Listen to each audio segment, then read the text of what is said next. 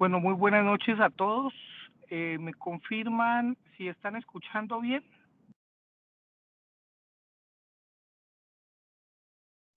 Sí, jefe. Bueno, en este Sí, momento escucha bien. acabamos la asistente del área de egresados que ha empezado a grabar. eh, la idea es que nos permitan la grabación. Las personas que no estén de acuerdo con la grabación, solamente les pedimos salirse de la sala.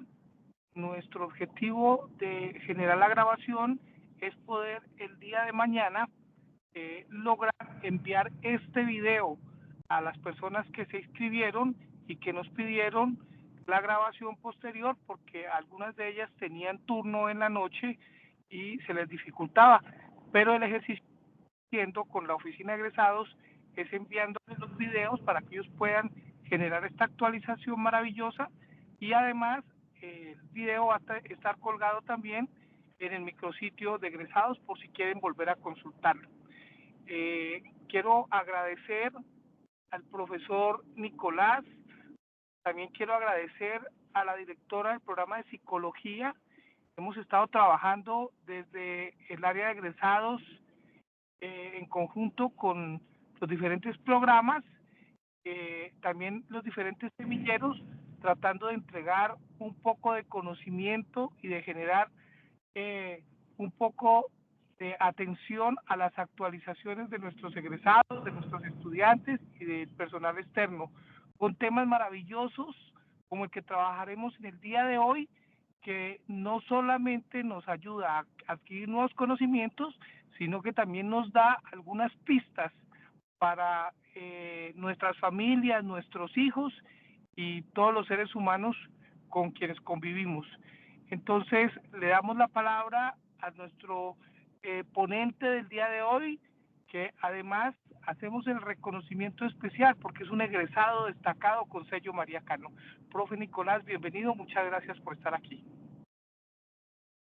Buenas noches, Jairo, muchísimas gracias por la invitación de nuevo, muy contento de estar en la casa. Bueno, también a Luz Estela, la directora del programa, por abrirme la posibilidad de compartir con ustedes en este webinar que pues para mí es, digamos, algo un poco nuevo.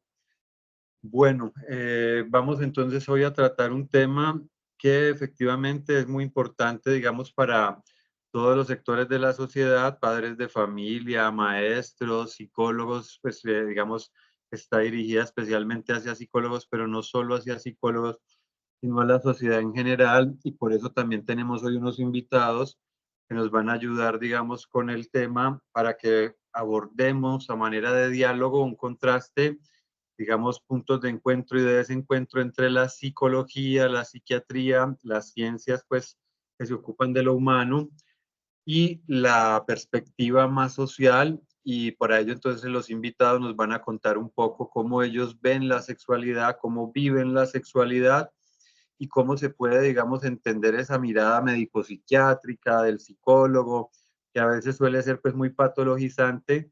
Y por eso también entonces la idea es que, digamos, nos nutramos en psicología de estos saberes, pero que también retomemos el saber que está fuera de nuestra disciplina y que es el que la complementa.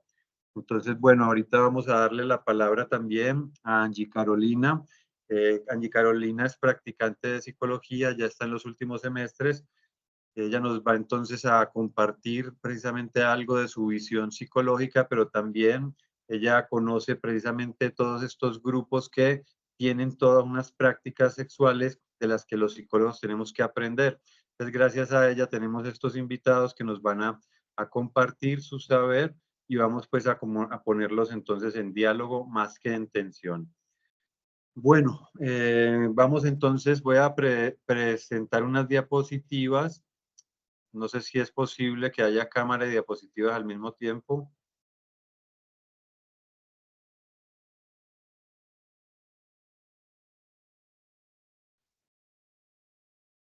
Me confirma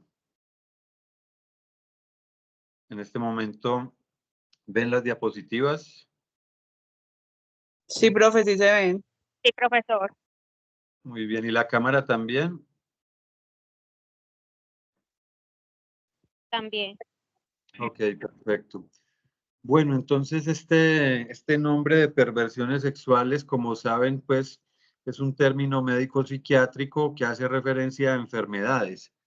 Enfermedades que no serían propiamente físicas, sino más bien psicológicas, mentales, y pues para la mayoría de médicos, psiquiatras y neurólogos son, digamos, patologías neurológicas, no tanto mentales o psicológicas.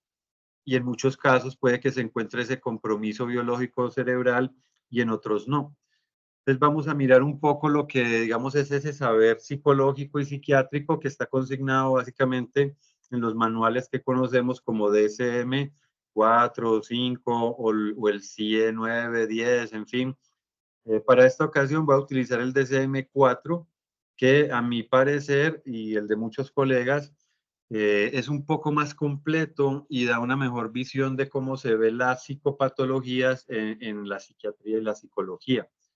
Bueno, entonces, según el DSM-4, las perversiones se caracterizan entonces por impulsos sexuales intensos y recurrentes, fantasías o comportamientos que implican objetos, actividades o situaciones poco habituales, es decir, es algo anormal. Y ya sabemos pues lo que significa, digamos, el término anormal, tanto dentro de la ciencia como fuera de ella, digamos, normalmente lleva a la exclusión.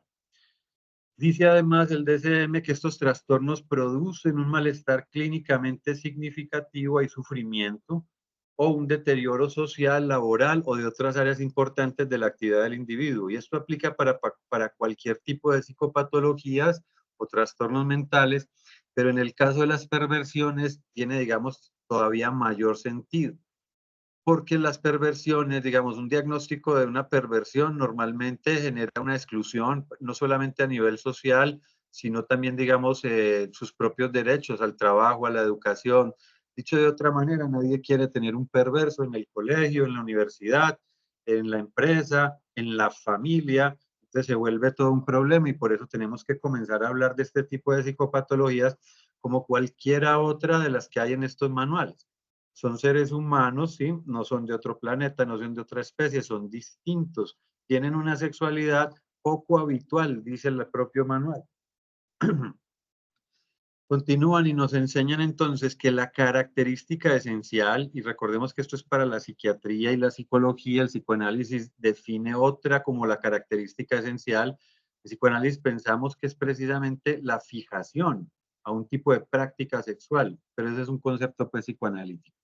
Entonces, para la psiquiatría, la característica esencial de la parafilia, en general más bien en plural, es la presencia de repetidas e intensas fantasías sexuales de tipo excitatorio, de impulsos o de comportamientos sexuales, y por eso no solamente son actos, conductas, sino también a menudo solo pensamientos, fantasías, hasta el plano cognitivo del pensamiento, pero también la acción motriz. No siempre es la acción motriz como a menudo pensamos que engloban o que implican entonces, primero, objetos no humanos, como en el caso, por ejemplo, del fetichismo.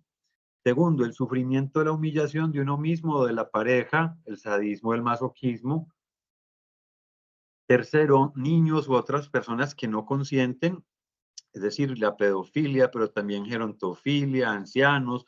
Tenemos allí también, digamos, las prácticas de necrofilia, cadáveres, es evidente que un cadáver no puede dar su consentimiento. Bueno, etcétera, hay un montón. Y cuarto, que se presentan durante un periodo de al menos 6 meses. Es un criterio pues estandarizado que se suele pues utilizar mucho en psicología y psiquiatría. Menos de 6 meses ya no permitiría cumplir con uno de los criterios para hacer el diagnóstico. Por eso no es una situación, digamos, prácticas sexuales que ocurran, digamos, de vez en cuando y cosas por el estilo. Para algunos individuos, las fantasías o los estímulos de tipo parafílico son obligatorios para obtener excitación y se incluyen invariablemente en la actividad sexual. Esta es la definición más clásica de una perversión. No se puede cambiar el tipo de práctica sexual. Es monótona, es repetitiva y siempre tiene que tener, digamos, los mismos elementos.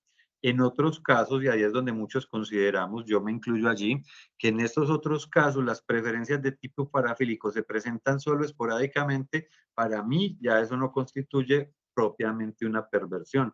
En ese caso, digamos, si alguien a veces utiliza episódicamente precisamente los fetiches o diversos tipos de prácticas, ya no tendría, digamos, el propio carácter de una perversión sexual. Y aún más, diferencian los psiquiatras y psicólogos y nos dicen que en otras veces el individuo es capaz de funcionar sexualmente sin fantasías ni estímulos de este tipo. En este caso es donde hablamos de que la sexualidad humana es perversa en el sentido de que incluye actos o prácticas perversas sin que los seres humanos que las practican sean perversos. A menudo los neuróticos, también los psicóticos, tenemos prácticas sexuales perversas. ¿Qué quiere decir una práctica sexual perversa?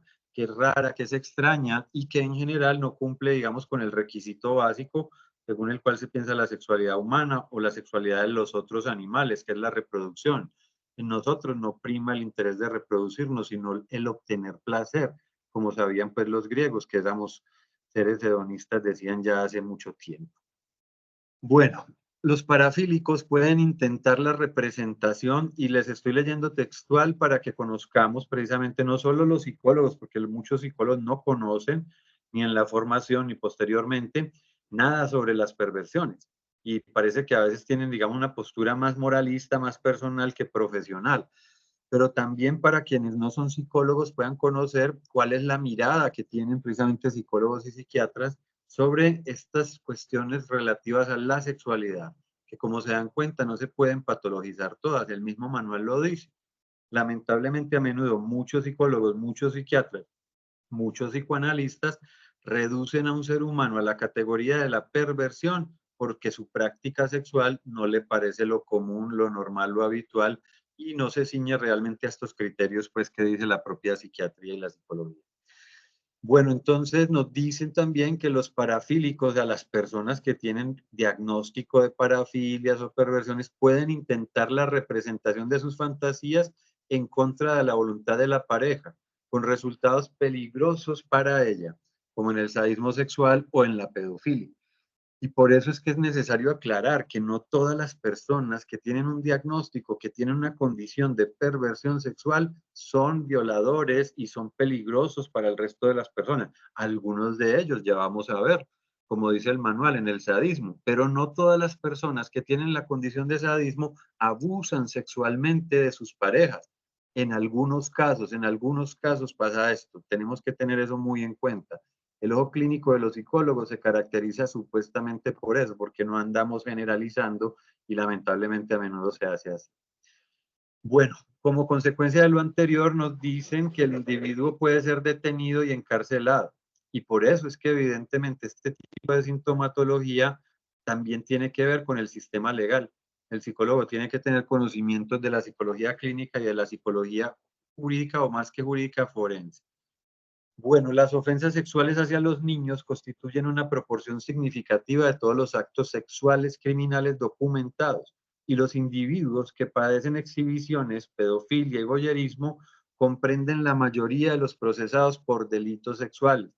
El problema es que cuando hablamos de estos asuntos, muchos van a generalizar y pensar que tiene el mismo, digamos, nivel de daño las prácticas sexuales de un perverso voyerista a las de un pedófilo. Un boyerista normalmente nunca va, por ejemplo, a violar a nadie, a hacer un acceso carnal violento y cosas por el estilo. No podemos por eso estigmatizar ni generalizar y tenemos que tener cuidado con nuestra propia tendencia como psicólogos a eso. En algunas situaciones, la representación de fantasías de tipo parafílico puede conducir a autolesiones, como en el masoquismo sexual. Y, por ejemplo, prácticas como el cutting para muchos consideran, digamos, que son sexuales, cortarse, así no tenga que ver, digamos, con los órganos genitales.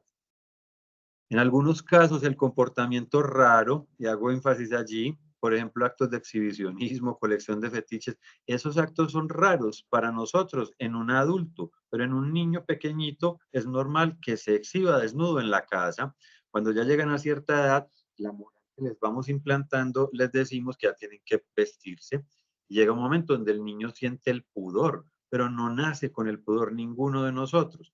A todos tenemos tendencias exhibicionistas, se han ido quedando en un estado latente, se han ido, digamos, dominando por obra de la crianza y la educación, pues, de la cultura, ¿no?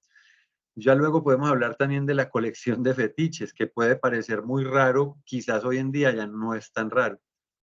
Por eso hay muchos programas de televisión que hablan sobre psicopatologías, o sea, la gente se entretiene, son programas de entretenimiento, viendo programas como Acumuladores, Mi extraña obsesión, y en muchos casos ya muestran también perversiones, como en la serie es como una serie por capítulos que se llama Sin Cities, Ciudades del Pecado. Ya no la emiten, actualmente no la he visto pues en ningún canal, pero eso pasa, digamos, por la televisión y ya no es, digamos, tan raro, tan extraño. A veces es más extraño para los propios psicólogos que para la sociedad en general. Bueno, entonces nos dicen que ese comportamiento raro constituye la actividad sexual principal del individuo. Y aquí yo como psicoanalista hago énfasis que no es solo la principal, es la única, es la exclusiva, está fijado a eso. Estos individuos rara vez acuden espontáneamente a los profesionales de salud mental, al psicólogo, al psiquiatra. Cuando lo hacen es porque su comportamiento les ha ocasionado problemas con su pareja o con la sociedad, pues es decir, o la comunidad o el sistema legal. Aquí conviene, digamos, marcar algo que el DSM generalmente no muestra, y es que ellos no sienten culpa, y en ese punto se pueden emparentar en muchas ocasiones el daño ocasionado a la pareja o a la persona que es tomada como objeto sexual, muy comparado lo hacen con el psicópata, que a menudo no siente culpa, y para muchos, digamos, la psicopatía y la perversión son la misma categoría, solo que en la psicopatía el tipo de delito correspondería solo a delitos sexuales, no a otro tipo de delitos donde prima pues la descarga violenta, la pulsión de destrucción que decimos. Aquí, digamos, está mezclado ese empuje destructivo junto con eso que llamamos los psicoanalistas pulsión de muerte. Pulsión de muerte, perdón, y pulsión de vida, que es la parte erótica. El estímulo preferido, sigue la psiquiatría, nos enseña, incluso en una parafilia particular, puede ser altamente específico. Hay perversiones muy, muy extrañas. Por ejemplo, en el fetichismo, no solamente son los clásicos zapatos, los tacones, la ropa interior. Hay perversiones en las que el fetiche puede ser, por ejemplo, un rasgo físico, un tipo de nariz puntiaguda, o las orejas, o algún rasgo no físico, sino de personalidad. Y por eso digamos que las prácticas sexuales de los seres humanos son muy variadas, muy raras, podríamos decir, sí, muy variadas, muy ricas, solo que algunas las vamos a clasificar como si fueran malas, es decir, desde una visión moralista, que a menudo ha llevado, por ejemplo, a que creemos enfermedades mentales por esa presión social, como ocurría hace unas décadas con la homosexualidad, que en estos manuales diagnósticos aparecía como una enfermedad mental. Ya creo que desde el DSM-3 se considera que no es enfermedad mental, pero muchos colegas tienen todavía la idea un poco más a nivel personal que profesional. El problema es que con esa visión personal emiten criterios y informes diagnósticos, ¿no? Donde dicen que una persona, por ser homosexual, un hombre gay, una mujer lesbiana, es ya un enfermo mental. Bueno, nos dicen entonces que las personas que no tienen una pareja que esté de acuerdo en realizar las fantasías del individuo pueden solicitar los servicios de prostitutas o incluso pueden obligar a sus víctimas a realizarlas en contra de su voluntad. Pues la mayoría de los hombres que contratan servicios de prostitutas no son perversos, son neuróticos, algunos psicóticos. Entonces, pues eso de tomar a una mujer como un objeto sexual y, digamos, remunerarla, es algo que sobrepasa el asunto pues de las perversiones, ¿cierto? De hecho, aquí conviene, digamos, mostrar esa visión que tiene Freud de las perversiones, según la cual él dice que la perversión es el negativo de las neurosis. A menudo no nos reconocemos en el perverso y su sexualidad, pero claro que hay un montón de rasgos, tal vez digamos muy inhibidos en nosotros, que son propios de las perversiones. Bueno, nos dicen también que los individuos que padecen este trastorno pueden escoger una profesión o tener como hobby u ofrecerse como voluntarios para trabajar en oficios que les permiten estar en contacto con el estímulo deseado. Y el ejemplo que ponen es el de vender zapatos, digamos, en un almacén de ropas, o trabajar con niños, pedofilia, bien preocupante el ejemplo que nos ponen, ¿cierto? En una guardería, por ejemplo, en un colegio, eso es clásico ya, pero también sabemos que muchos otros pueden, por ejemplo, esconderse en una profesión como la del sacerdote. Es claro, es evidente los abusos, la pedofilia como digamos campeó durante siglos. Y ahora los papas actuales piden pues perdón por siglos y siglos de abuso. Pero los profesores, claro, efectivamente, y hay un montón de otras profesiones que se pueden, digamos, utilizar para aprovecharse de estar en estos ambientes y tener confianza y cercanía a los niños, ¿no?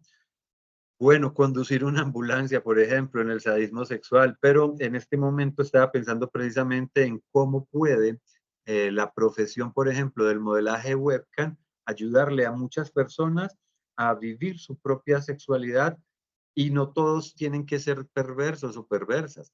De hecho, pues es claro que las perversiones abundan en los hombres, mientras que es muy raro, muy escaso en las mujeres. Bueno, asimismo, de manera selectiva, pueden mirar, leer, comprar o coleccionar fotografías, películas o libros cuyo foco principal es el tipo de estímulo preferido por el individuo. Muchas personas que sufren esta alteración afirman que su comportamiento no les ocasiona ningún tipo de malestar y que el único problema es el conflicto social, consecuencia de la reacción de la gente frente a su comportamiento.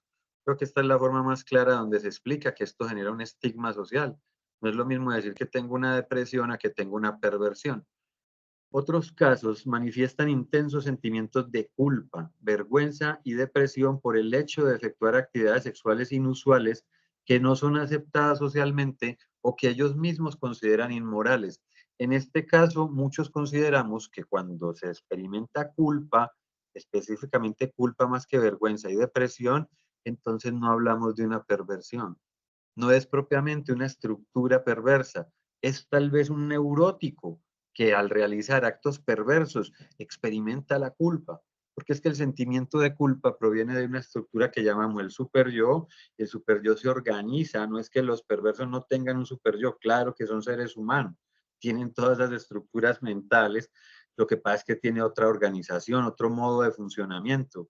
Los psicoanalistas hablan de un superyo autoindulgente, o sea, que no castiga al propio yo, no le hace sentir culpa. Bueno, por eso hay muchas posiciones respecto a las perversiones. Para muchos colegas, en este caso, aunque tenga, digamos, sentimientos de culpa que no corresponde a una estructura perversa, aún así se le diagnostica perversión a alguien. A menudo les es difícil desarrollar una actividad sexual recíproca y afectiva, por lo que pueden aparecer diversas disfunciones sexuales. Es otra categoría de trastornos que también los pueden padecer los perversos.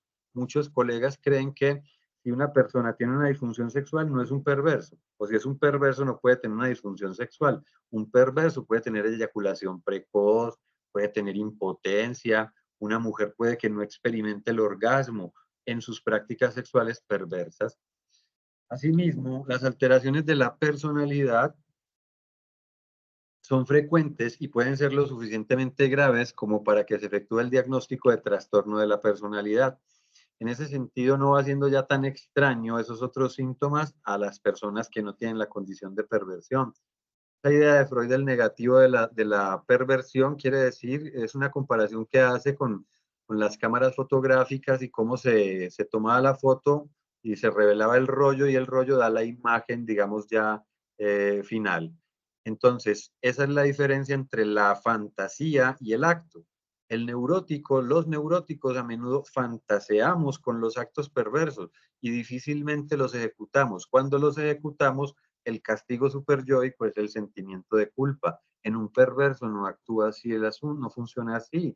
En el perverso la fantasía se ejecuta y no se experimenta culpa.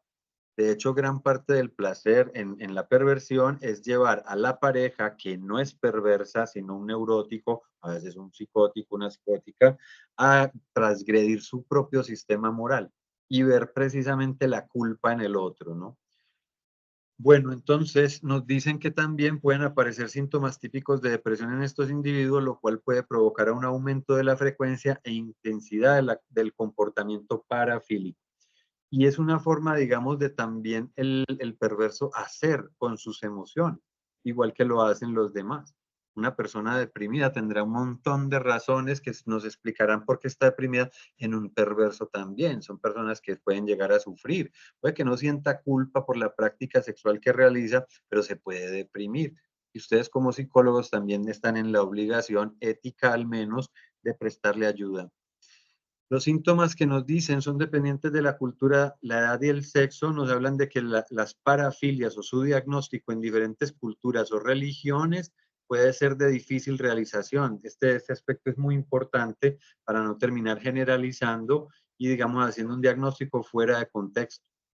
Dicen, puesto que lo que se considera desviación, o sea, anormal, extraño, raro en una cultura, puede resultar del todo aceptable en la otra. Un psicólogo tiene que tener un conocimiento de la cultura, no solo de los conocimientos científicos y psiquiátricos. Para eso están los invitados el día de hoy, para que nos enseñen desde la cultura, desde la sociedad, cómo entender estas prácticas sexuales. Y creo que estaremos de acuerdo en que no siempre habrá que catalogar ni clasificar, a excluir o excluir a las personas con diagnósticos, sino más bien esos diagnósticos que puedan servir de ayuda para la persona si es que realmente le corresponde un diagnóstico, ¿no? No que el diagnóstico siga la exclusión. Bueno, entonces nos dicen que a excepción del masoquismo sexual, en el que la relación según el sexo es de 20 varones por una mujer, las otras parafilias prácticamente no se diagnostican nunca en las mujeres, aunque se han descrito algunos casos. Quizás aquí, pues muchos psicoanalistas tenemos una visión distinta de que tal vez puede ser más común de lo que se sospecha o se piensa en la ciencia, incluso con investigaciones estadísticas muy cuantitativas. No alcanzamos a atrapar la realidad totalmente, ¿no? Siempre queda lo que llaman subregistros. Sobre la prevalencia, nos dicen que raramente se diagnostican en los centros de asistencia primaria y que el gran mercado comercial de la pornografía, y ojo porque no todo lo que aparece en el mercado comercial de la pornografía es perversiones, ni todas las perversiones tienen que ver con ese mercado comercial. Hay personas que tienen una vida sexual con prácticas perversas y no tienen nada que ver con el mercado comercial de la pornografía, o con eso. Y todo lo relacionado con ella sugiere que la prevalencia de este trastorno en la población puede ser elevada, es decir, no están muy seguros, no lo saben. Y esto es de hace 25 años, algo así, 30 años. La última versión también les va a decir algo similar. No sabemos bien cuántos seres humanos tienen esa condición y como a menudo los excluimos, los segregamos, los estigmatizamos, a nadie le va a gustar, como ya explicaron, que lo estigmaticen, lo segreguen. Entonces muchas personas ocultan, esconden su calidad, su condición de perversión. Es como si usted le diera vergüenza tener una depresión, ansiedad y que la gente no sepa porque pues me excluyen, ¿no? Las alteraciones que se observan más habitualmente en los centros especializados en el diagnóstico de parafilia son la pedofilia, el voyerismo y el exhibicionismo. El masoquismo y el sadismo sexual se observa con mucha menor frecuencia, quizás porque en muchas prácticas sadomasoquistas se hacen en parejas que ni siquiera son perversas, sino neuróticas y que no van a ir donde un psicólogo o un psiquiatra para que quizás con una mirada patológica los tache de enfermos mentales y cosas por el estilo. Pues por eso los psicólogos tenemos que ser muy respetuosos y al meternos en la vida sexual de las personas no es con curiosidad sexual, personal, no, con profundo respeto y con, digamos, tolerancia a la diversidad. Si no, es mejor que no nos metamos ni siquiera en la vida en general de las personas. Todos somos muy diferentes y tenemos que aprender a tolerar la diferencia en psicología. Bueno, aproximadamente la mitad de los individuos que presentan parafilia nos dicen que están casados y muchos pues no tienen prácticas sexuales con su pareja, con su esposa, por ejemplo, y la esposa y los hijos son, como creo que hablábamos esta tarde con los estudiantes de psicopatología de María Cano, digamos, una fachada a menudo. Y a veces la familia no sabe, que los hijos no saben que el papá es un perverso, que a menudo puede que no sea un pedófilo, un violador, que el papá sea un boyerista, por ejemplo, un exhibicionista, y no saben a qué sale a veces el papá en la noche 2 horas y nadie lo sabe hasta que se dan cuenta, y lo mismo en la empresa. O sea, no piensen que entonces los perversos son personas que normalmente siempre son peligrosas y tienen que estar aislados de la sociedad. No, convivimos y tenemos hermanos, primos, hijos, papás, por eso los psicólogos deben de tener mucha prudencia al pronunciarse sobre estos asuntos. Algunas fantasías y comportamientos asociados con las parafilias pueden iniciarse en la infancia o en las primeras etapas de la adolescencia, pero su desarrollo se define y elabora mejor durante la adolescencia y los primeros años de la vida adulta. La elaboración y la revisión de las fantasías puede continuar a lo largo de toda la vida del individuo. Y por definición, las fantasías e impulsos asociados a este trastorno son recurrentes. Es decir, puede llevarse toda la vida siendo esa su forma de satisfacción sexual. Por eso no es, digamos, poca cosa. En muchos casos las personas no acuden al psicólogo porque no sufren, digamos, mucho con esas prácticas, porque, digamos, tal vez solo la vergüenza o el rechazo social los llevarían a buscar un psicólogo, pero hay algunos que sí se preguntan precisamente por qué su condición y pueden aparecer también en muchos casos, y es lo extraño, digamos, para muchos que un perverso comience a sentir culpa. Para muchos eso a menudo es una forma de buscar beneficios legales, por ejemplo, y cosas por el estilo. Pero puede ser también que cuestionemos mucho nuestra visión estereotipada de que como el perverso no siente culpa, si eso ocurre, no es real la transformación psicológica, sino que probablemente está mintiendo conscientemente para obtener un beneficio legal o cosas por el estilo. Si tenemos muy poco conocimiento de las perversiones. De la psicosis también tenemos un poquito más, pero las perversiones casi que se le quedó solamente a los psiquiatras, a los psicoanalistas, y los propios psicoanalistas, la mayoría, tampoco les gusta trabajar con las perversiones, ni qué decir en psicología dinámica, los psicólogos dinámicos poco hablan, escriben de las perversiones, ni qué decir, vayan, busquen la literatura de las perversiones en la psicología cognitiva y humanista, prácticamente no hay información. Hay muy poco, pues, más bien no exagero, pero hay muy poco. Hay muy poco interés en los psicólogos en general, en los psicoanalistas también, hay un poco más de interés, pero también es un tema que a veces queda como de lado. Muchas personas explican que siempre tienen fantasías, pero a veces existen periodos de tiempo en los que su frecuencia e intensidad varían de modo sustancial. Estas alteraciones tienden a cronificarse, a durar muchos años y a ver, en general este tipo de curso de las perversiones va a durar toda la vida, podríamos decir. No es algo que tenga comillas cura, es algo crónico si lo vemos en términos de una enfermedad. Aquí voy a presentar en términos generales como las principales perversiones y las voy simplemente a nombrar para ya darle la palabra a los invitados y que podamos conversar un poco.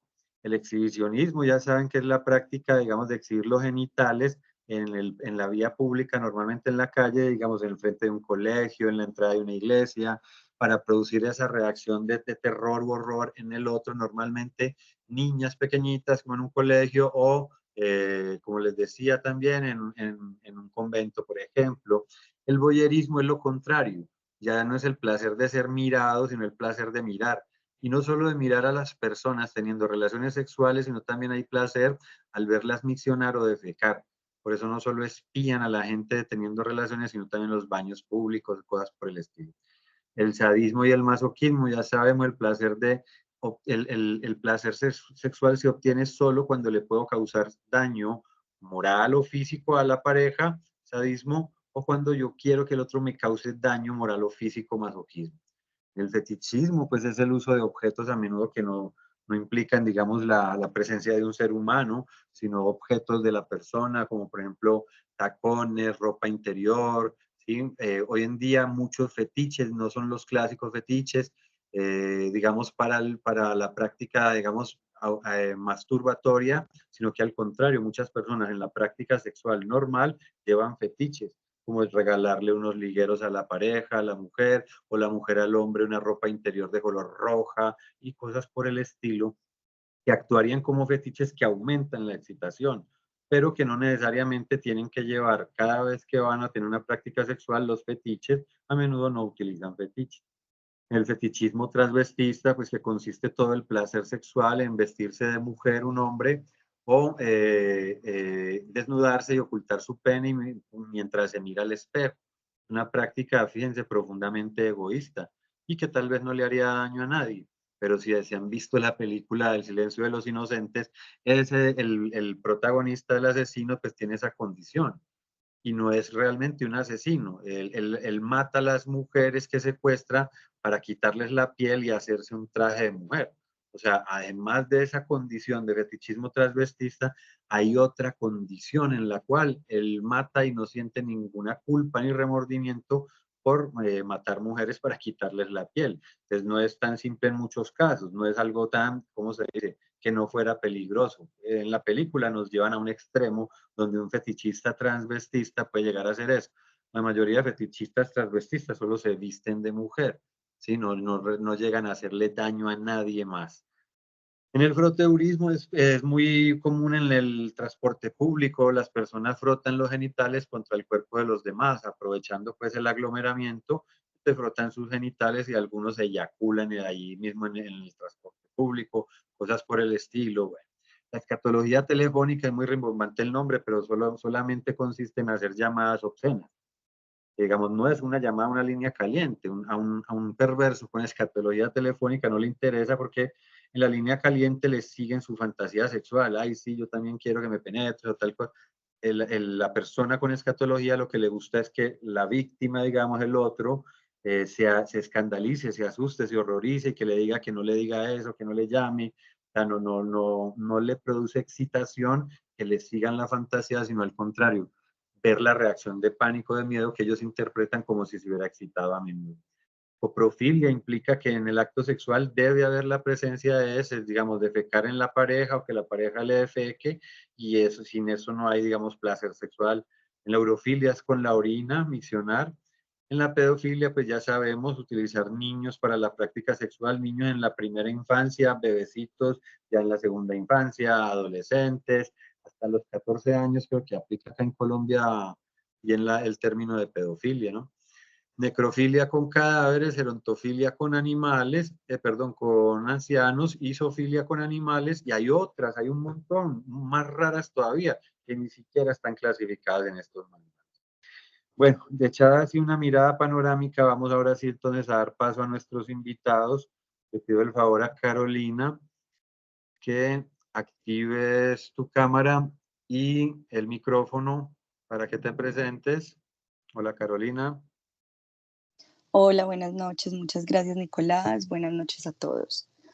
Bueno, yo los invitados que les tengo el día de hoy son Antonio Úsuga, que es el director de Divina Obscenidad. Es un lugar de teatro donde se hacen talleres y se hacen más cosas como de exploración de artes eróticas. Él ahorita nos va a comentar un poco más sobre su estilo de vida, sobre su trabajo. Y a Laura Sánchez, que es una sexóloga, que además es una mujer que practica el BDSM, y los quiero invitar a que nos den un poco, nos compartan un poco sobre su mirada personal hacia estas parafilias. ¿Ustedes qué piensan de esta mirada científica que tienen pues los psicólogos hacia este tipo de parafilias? Y ustedes que practican el BDSM, que entienden un poco más de este mundo a nivel social, que nos pueden compartir. Entonces, Anto, te cedo la palabra para que te presentes y nos cuentes un poco sobre tu estilo de vida y sobre Divina. Hola, Caro. ¿Me escuchan bien ahí? Sí, Anto. Sí, bueno, es que estoy por aquí un poquito perdido de la ciudad y estaba como medio preocupado porque de pronto no se pudiera escuchar. Activa tu camarita, porfa. Pues. Sí, ahí está activada, pero no sé si la señal sea suficiente como para, No te para que ves. nos permita. Ok. Bueno, ahí sí. Sí. Gracias, Anto. Listo. Caro, muchísimas gracias por la invitación. Profe Nicolás, ahí también te estaba escuchando y muchas gracias ahí como por armar todo el contexto. Carolina estuvo contando un poco de qué es nuestra propuesta. En Medellín tenemos una compañía de teatro que se llama Divina Obscenidad. Es una compañía de teatro que nació hace 10 años y nació con una pregunta muy clara y era la de indagar por, digamos, los aspectos eróticos de lo humano. Y eso, digamos, se ha venido ampliando muchísimo en el transcurrir de estos 10 años. Y lo primero es que es una propuesta que surge a partir de una investigación que yo hago en la Universidad de Antioquia para poderme graduar como maestro en artes dramáticas. La propuesta básicamente era la de, digamos, indagar esas formas narrativas de la pornografía tradicional heterosexual hecha o realizada entre los años 70 y los años 90. Ese porno pues que nos llegó de Estados Unidos. Y esa investigación derivó en un texto que se llama La dramaturgia del porno, que fue, digamos, muy importante para la construcción de la propuesta conceptual de lo que ahora es nuestra compañía de teatro, que es Divina Obscenidad. Básicamente ahí lo que descubrí, gracias también a la asesoría de mi maestra Ángela Chaverra, que es una mujer maravillosa, de unas claridades increíbles, es algo pues que ya mucha gente lo venía contando, y es cómo la tradición narrativa pornográfica había establecido, sobre todo en nosotros, los hombres, unas maneras de vivir la sexualidad, el sexo y las otras maneras de encuentros con otras personas. Y casi que creaba, no solamente digamos, en nosotros los hombres, sino en las personas en general, una estructura no sé si llamarlo del comportamiento, porque yo no soy ni psicólogo ni nada de asuntos. eh, ahí me escuchan, es que siento que me desconecté. No, Sí, sí, perfecto. sí te escuchamos, Anto. Bueno.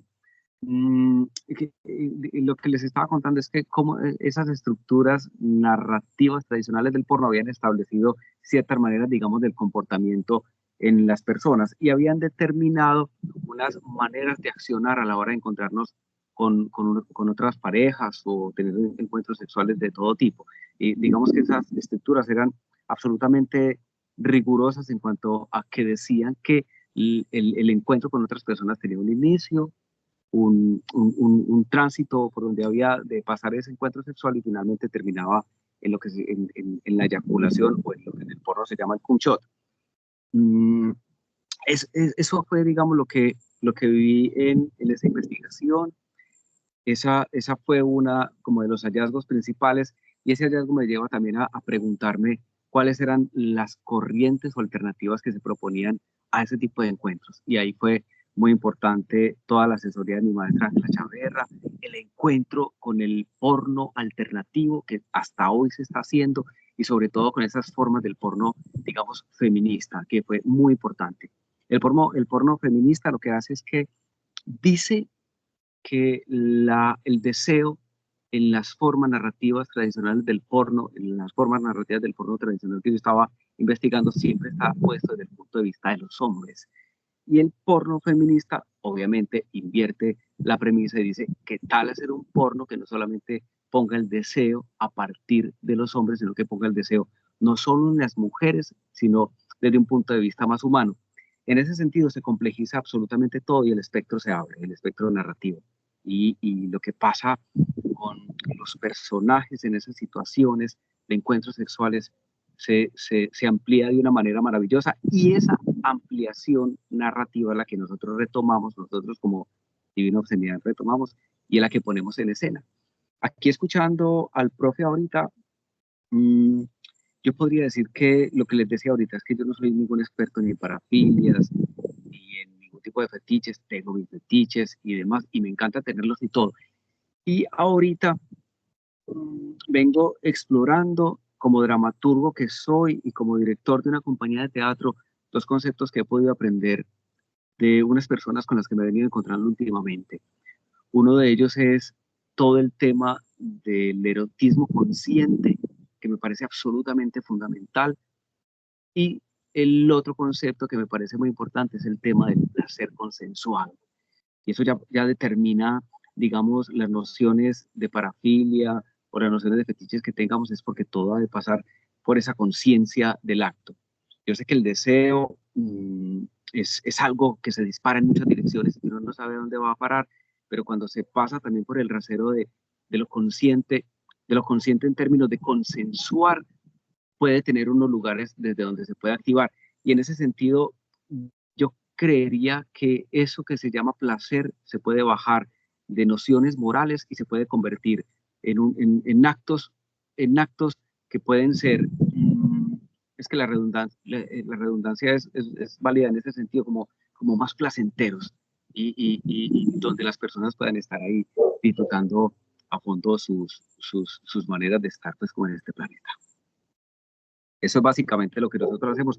Yo me podría quedar aquí toda la noche contándoles de qué va nuestra propuesta. Si quieren, les sigo contando o conversamos, ya usted me dirá. Sí, no, muchas gracias, Antonio, muchas gracias, Carolina. De hecho, sí, la idea es que nos sigas contando pero entonces también vamos a ir interactuando con más personas, porque pronto Sí, alguien... les voy a presentar a Laura Sánchez, que es nuestra sexóloga invitada. Ella, la idea es que nos cuente un poco, ella siendo una persona que practica el BDSM, también como muchas veces se puede confundir el sadismo con el sádico. Cómo dentro de estas perspectivas del BDSM también se pueden disfrazar más que todo como ya la patología con una práctica sexual. Buenas noches, Laura, ¿cómo estás? Buenas noches, Carolina. Buenas noches a todos. Gracias por la invitación. Bueno, yo soy psicóloga, asesora sexual y de pareja. Y bueno, la línea realmente entre el sádico patológico y el sádico, pues en el BDSM es muy delgada. Se puede a veces pues confundir o las personas de afuera que no lo ven como BDSM, ¿cierto? Pero la principal, como le estaba hablando ahorita Antonio, es el consentimiento. O sea, que la persona consensúe lo que están haciendo y en el caso del BDSM que sea sano, sensato y consensuado, que sea hecho con responsabilidad, bajo una comunicación asertiva, bajo unos límites, bajo una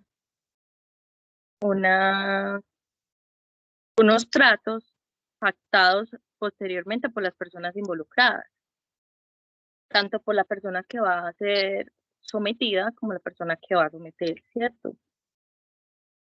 Y digamos que la cultura, a pesar de que uno no quiera, igual transversaliza estos espacios de sexualidades alternativas. ¿Por qué? Porque uno también ve, yo como psicóloga he visto y como interactuando con las personas, que el machismo se sigue viendo. Uno dice, no, pero ¿por qué se ve el machismo en esto? Sí, se ve. ¿Por qué? Porque muchas personas, muchos hombres, muchos caballeros que son sumisos dicen, no voy a reconocerlo delante del grupo, ante el grupo voy a decir que soy dominante, no voy a reconocer que soy switch. Switch es que disfruta tanto de la dominación como de la sumisión. No voy a decir que soy switch porque pues es fatal para ellos, ¿cierto? Entonces es triste ver que también en estas, se supone, culturas de mente abierta, pues exista eso. Y muchas veces también las perversiones se dan no porque la persona sea perversa, sino porque estamos tan cerrados de mente de que la sexualidad es solo una y se puede dar de una sola forma, que cuando tú te abrís a tu pareja, tu pareja te señala y te dice, sos un pervertido, yo no sabía por qué me casé contigo, y se han dañado muchos matrimonios por eso.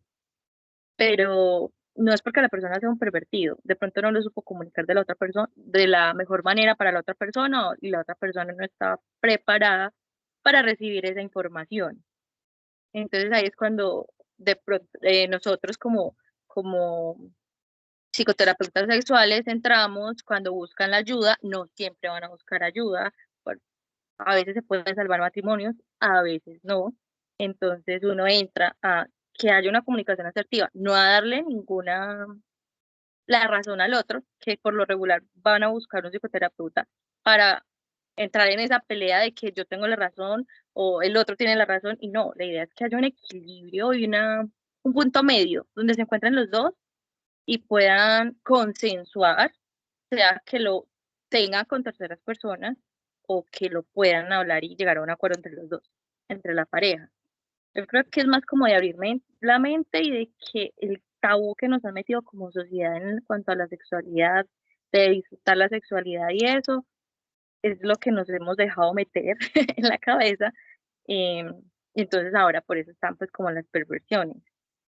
En mi caso, pues como tengo la mente tan abierta como psicóloga y porque he investigado del BDSM desde hace más de 7 años aproximadamente, puedo decir que somos muchas las personas que tenemos algún fetiche, alguna parafilia, algún gusto en cuanto a eso, pero que por miedo a ser juzgado, porque somos juzgados, somos señalados, somos a veces endiosados los psicólogos. Usted es psicólogo y le gusta eso. Usted es psicólogo y no maneja sus emociones, pero pues, sigo siendo persona, sigo siendo humana, sigo sintiendo. Pues entonces como ir en contra de tantas cosas que como psicólogos deberíamos ser. Sí, totalmente de acuerdo. Y lo que nos dice Laura, pues se ve en la clínica y miren que curiosamente, y pues yo no soy tan experto como ella en ese campo, pero normalmente cuando a menudo la relación sexual en el matrimonio, digamos, está deteriorada, la indicación es precisamente a darle una nueva, digamos, riqueza o variedad a la vida sexual. ¿Y qué se le sugiere a menudo a las parejas? Que tengan fantasías y que utilicen fetiches, por ejemplo. Entonces, hoy vamos a hacer la fantasía de que voy a ser infiel. O incluso, y ahí yo a menudo los llevo o trato de llevar a los psicólogos en formación a cuestionarse, o sea, al sex shop, a la tienda sexual, cuando vamos a comprar disfraces, la gente piensa solamente un perverso, no, un montón de parejas que tienen su sexualidad ya deteriorada para darle fuego a la relación, como dicen poéticamente. Entonces ella se viste, digamos, de una manera, por ejemplo, hoy es sadomasoquismo, en otros casos, fíjense, en el disfraz de colegiala. ¿Qué se está fantaseando allí? Un acto pedofílico, ¿sí? Pero no estamos en un acto pedofílico propiamente, porque ella se viste de colegiala y él hace el rol, el papel, digamos a menudo de el maestro, por ejemplo, o un adulto. Piense qué hay detrás de la fantasía cuando una pareja, comillas, normal, no perversa, utiliza el disfraz de monja. Me disculpan la grosería que voy a decir así como medio español, se tiró una monja, me estoy tirando una monja. Y la monja que tiene deseo sexual y tiene excitación. Y yo en ese sentido les agradezco mucho tanto a Carolina como a Antonio, bueno, y a Laura especialmente también por mostrarnos que es real eso del estigma entre nosotros mismos como psicólogos, ¿sí? Y que por eso, al contrario, digamos, tenemos que abrir estos espacios y hablar de la sexualidad. Esto que nos enseña Antonio nos muestra cómo hay que abrirle los ojos a las personas y que conozcan su sexualidad, porque se nos ha criado, se nos ha educado durante siglos para lo contrario. Y por eso nosotros no conocemos nuestro cuerpo, ni nuestra respuesta sexual, ni cómo obtener la mayor capacidad de eso.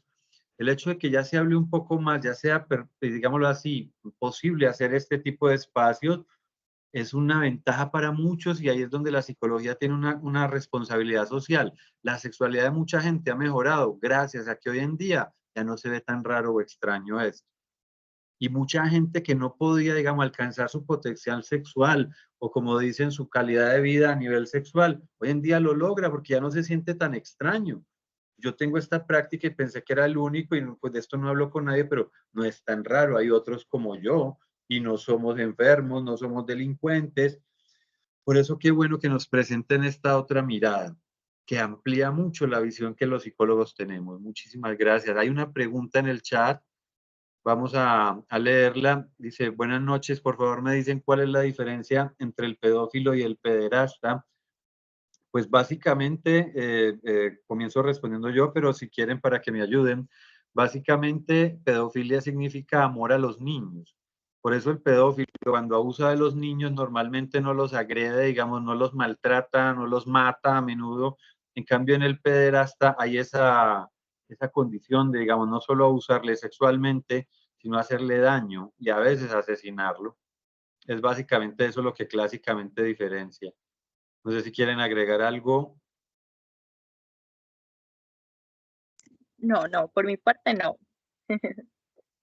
Bueno, yo no sé si Antonio nos quiere seguir compartiendo un poco, porque pues el conocimiento que tienen, como ya se dan cuenta, está pasado por toda la investigación, por una reflexión de hace un buen tiempo. O sea, esto no es algo que, digamos, empieza como algo simplemente una experiencia, o sea, ya lo ha llevado a ese plano, digamos, de la investigación y pues, yo le agradezco mucho que nos comparta algo de esto y por eso Freud, por ejemplo, al menos decía, aprende uno mucho de la ciencia, pero vaya aprenda del poeta, del artista, que a menudo sabe más de la condición humana que el psicólogo o el psiquiatra. Antonio, ¿quieres compartirnos un poco más de tu conocimiento? Nicolás, sabes que se me viene en este momento algo como importante por contarles, escuchándote a vos, escuchando a Laura, lo importante que es, digamos, los actos de representación, el poderse ver a través de otro o a través de otras personas, como lo que nosotros hacemos que es teatro. Yo me he dado cuenta en el transcurrir de nuestras puestas en escena y es que muchas personas entran digo, no sé si llamarlo identificación porque eso tiene otro tipo de connotación, pero puede ser una identificación de lo que está pasando en escena y hay personas que se nos acercan y nos dicen, ay, mira, es que a mí me pasa lo que le está pasando a este personaje allá. Y me parece fascinante es porque el teatro es un acto maravilloso a través del cual uno puede empezar a mirar lo que uno mismo no ha querido mirar. Y lo que ha pasado con nuestra propuesta, que es una propuesta, la nuestra, que es Divina Obscenidad, es que ponemos en escena situaciones que pudieran verse socialmente incómodas. Ponemos a personajes a explorar situaciones de su vida erótica que seguramente no lo pueden hacer en ninguna otra parte, sino a través del mismo teatro. Y eso me parece encantador. Por ejemplo, voy a nombrar alguna de nuestras obras. Una de las comedias que logramos poner, una comedia, que eso también me parece fascinante, es que las personas se puedan reír de eso que para, yo veo a otra persona y digo, es que eso es perverso, pero yo me puedo reír de eso que para mí es perverso, viéndolo en otra persona como lo pone en escena, de manera a través de una representación. En esta obra de teatro que se llamó Por favor, siéntate en mi cara, era un personaje, una mujer que siempre iba por ahí mirando caras y mirando en cuál cara podía poner su culo grande, porque su manera del placer estaba solo en eso, solo en eso. Ya no le gustaba absolutamente nada, ni penetraciones, ni caricias, ni nada, sino simplemente era eso lo que le pasaba. Otro de los personajes estaba ahí conversando con las otras personas en escena y lo único que le gustaba era poder saber a qué olía la mierda de ese otro personaje, a qué olía la mierda de esa persona con la que estaba ahí. Ese era, digamos, su placer estaba ahí y no estaba en ninguna otra cosa. Había otro personaje, otra chica que lo único que le gustaba era, estoy hablando de la obra de teatro, lo único que le gustaba era llamar por teléfono a chicos con los que había tenido algún tipo de coqueteo y decirles que le quería meter la mamada del siglo. Y ese era su placer, era lo único que a ella le gustaba en ese momento. Era puesto a través de una comedia, Nicolás, Laura, Caro, era puesto a través de una comedia. La gente se reventaba de risa viendo ese tipo de situaciones, Pero lo más maravilloso era que algunas personas después se nos acercaban y nos decían, a mí me gustaría hacer algo así. O yo quisiera poder contar algo que yo quiero explorar o con mi pareja o con cualquier persona que me encuentre por ahí, pero no lo puedo hacer precisamente como por los condicionamientos sociales. Me parece muy bello, digamos, lo que hace el teatro, es porque el teatro también puede poner en escena algo que yo no puedo vivir sino a través de la fantasía, porque eso finalmente es un teatro, es un acto donde nosotros como espectadores hacemos algo que se llama el pacto ficcional, que yo creo que mucho de lo que se llama perversión es porque muchas personas no saben o no quieren o no han podido explorar mucho de ellos mismos o de ellas mismas en cuanto a mí me gustaría hacer esto, yo pudiera hacer aquello. Y eso yo pongo y siempre lo recalco y lo digo desde mi corto conocimiento, y es que mucho de eso se debe precisamente a esa cosa que llamamos culpa o llamamos remordimiento. Nuestra propuesta, que es la propuesta de Divina Obscenidad, se para o se ha parado a hacer obras de teatro donde el contenido temático está sobre todo en los griegos o en eso que fue la cultura griega o la potencia creativa de los griegos. Y es porque está justo antes de la llegada de esa cosa que puede ser maravillosa o terrible que se llama cristianismo. El cristianismo y las religiones en general han castigado el cuerpo, y no solamente han castigado el cuerpo, han castigado el placer, han castigado el lugar del placer en el cuerpo, han hecho que el placer del cuerpo sea un placer que siempre ha de pasar por la culpa. Que digamos que nuestra propuesta siempre está ahí diciéndole a la gente, no te castigues, está bien, hay que tener responsabilidades y las responsabilidades son absolutamente indispensables, consensuar, ser consciente de, pero no castigarse, no castigar el cuerpo. Conoce el cuerpo, conoce tus posibilidades y encuéntrate con personas que te digan, eso para ti es una perversión, para mí también, venga, explorémoslo, ¿cuál es el problema? Y eso que no ha estudiado psicología, o sea, ahí nos ha dado una cátedra muy buena de psicología y arte, y ya te voy a dar la palabra, Laura, pero, o sea, nos acaba de mostrar cómo la culpa, que es parte de la institución, digamos, de la iglesia, y con eso se ha podido, digamos, dominar mucho a los seres humanos para que vean el placer como algo malo, pues ha tenido efectos. Y ha tenido efectos, y por eso muchas personas necesitan ir a un psicólogo, una psicóloga que sea sexólogo o sexóloga, porque tiene su sexualidad, me disculpan que lo diga, digamos, arruinada por efecto de la educación de lo que me metieron en la casa, en el colegio, y en ese sentido el arte nos enseña un montón. Ya lo decía Antonio, la identificación es el concepto que utiliza Freud, tomado de Aristóteles.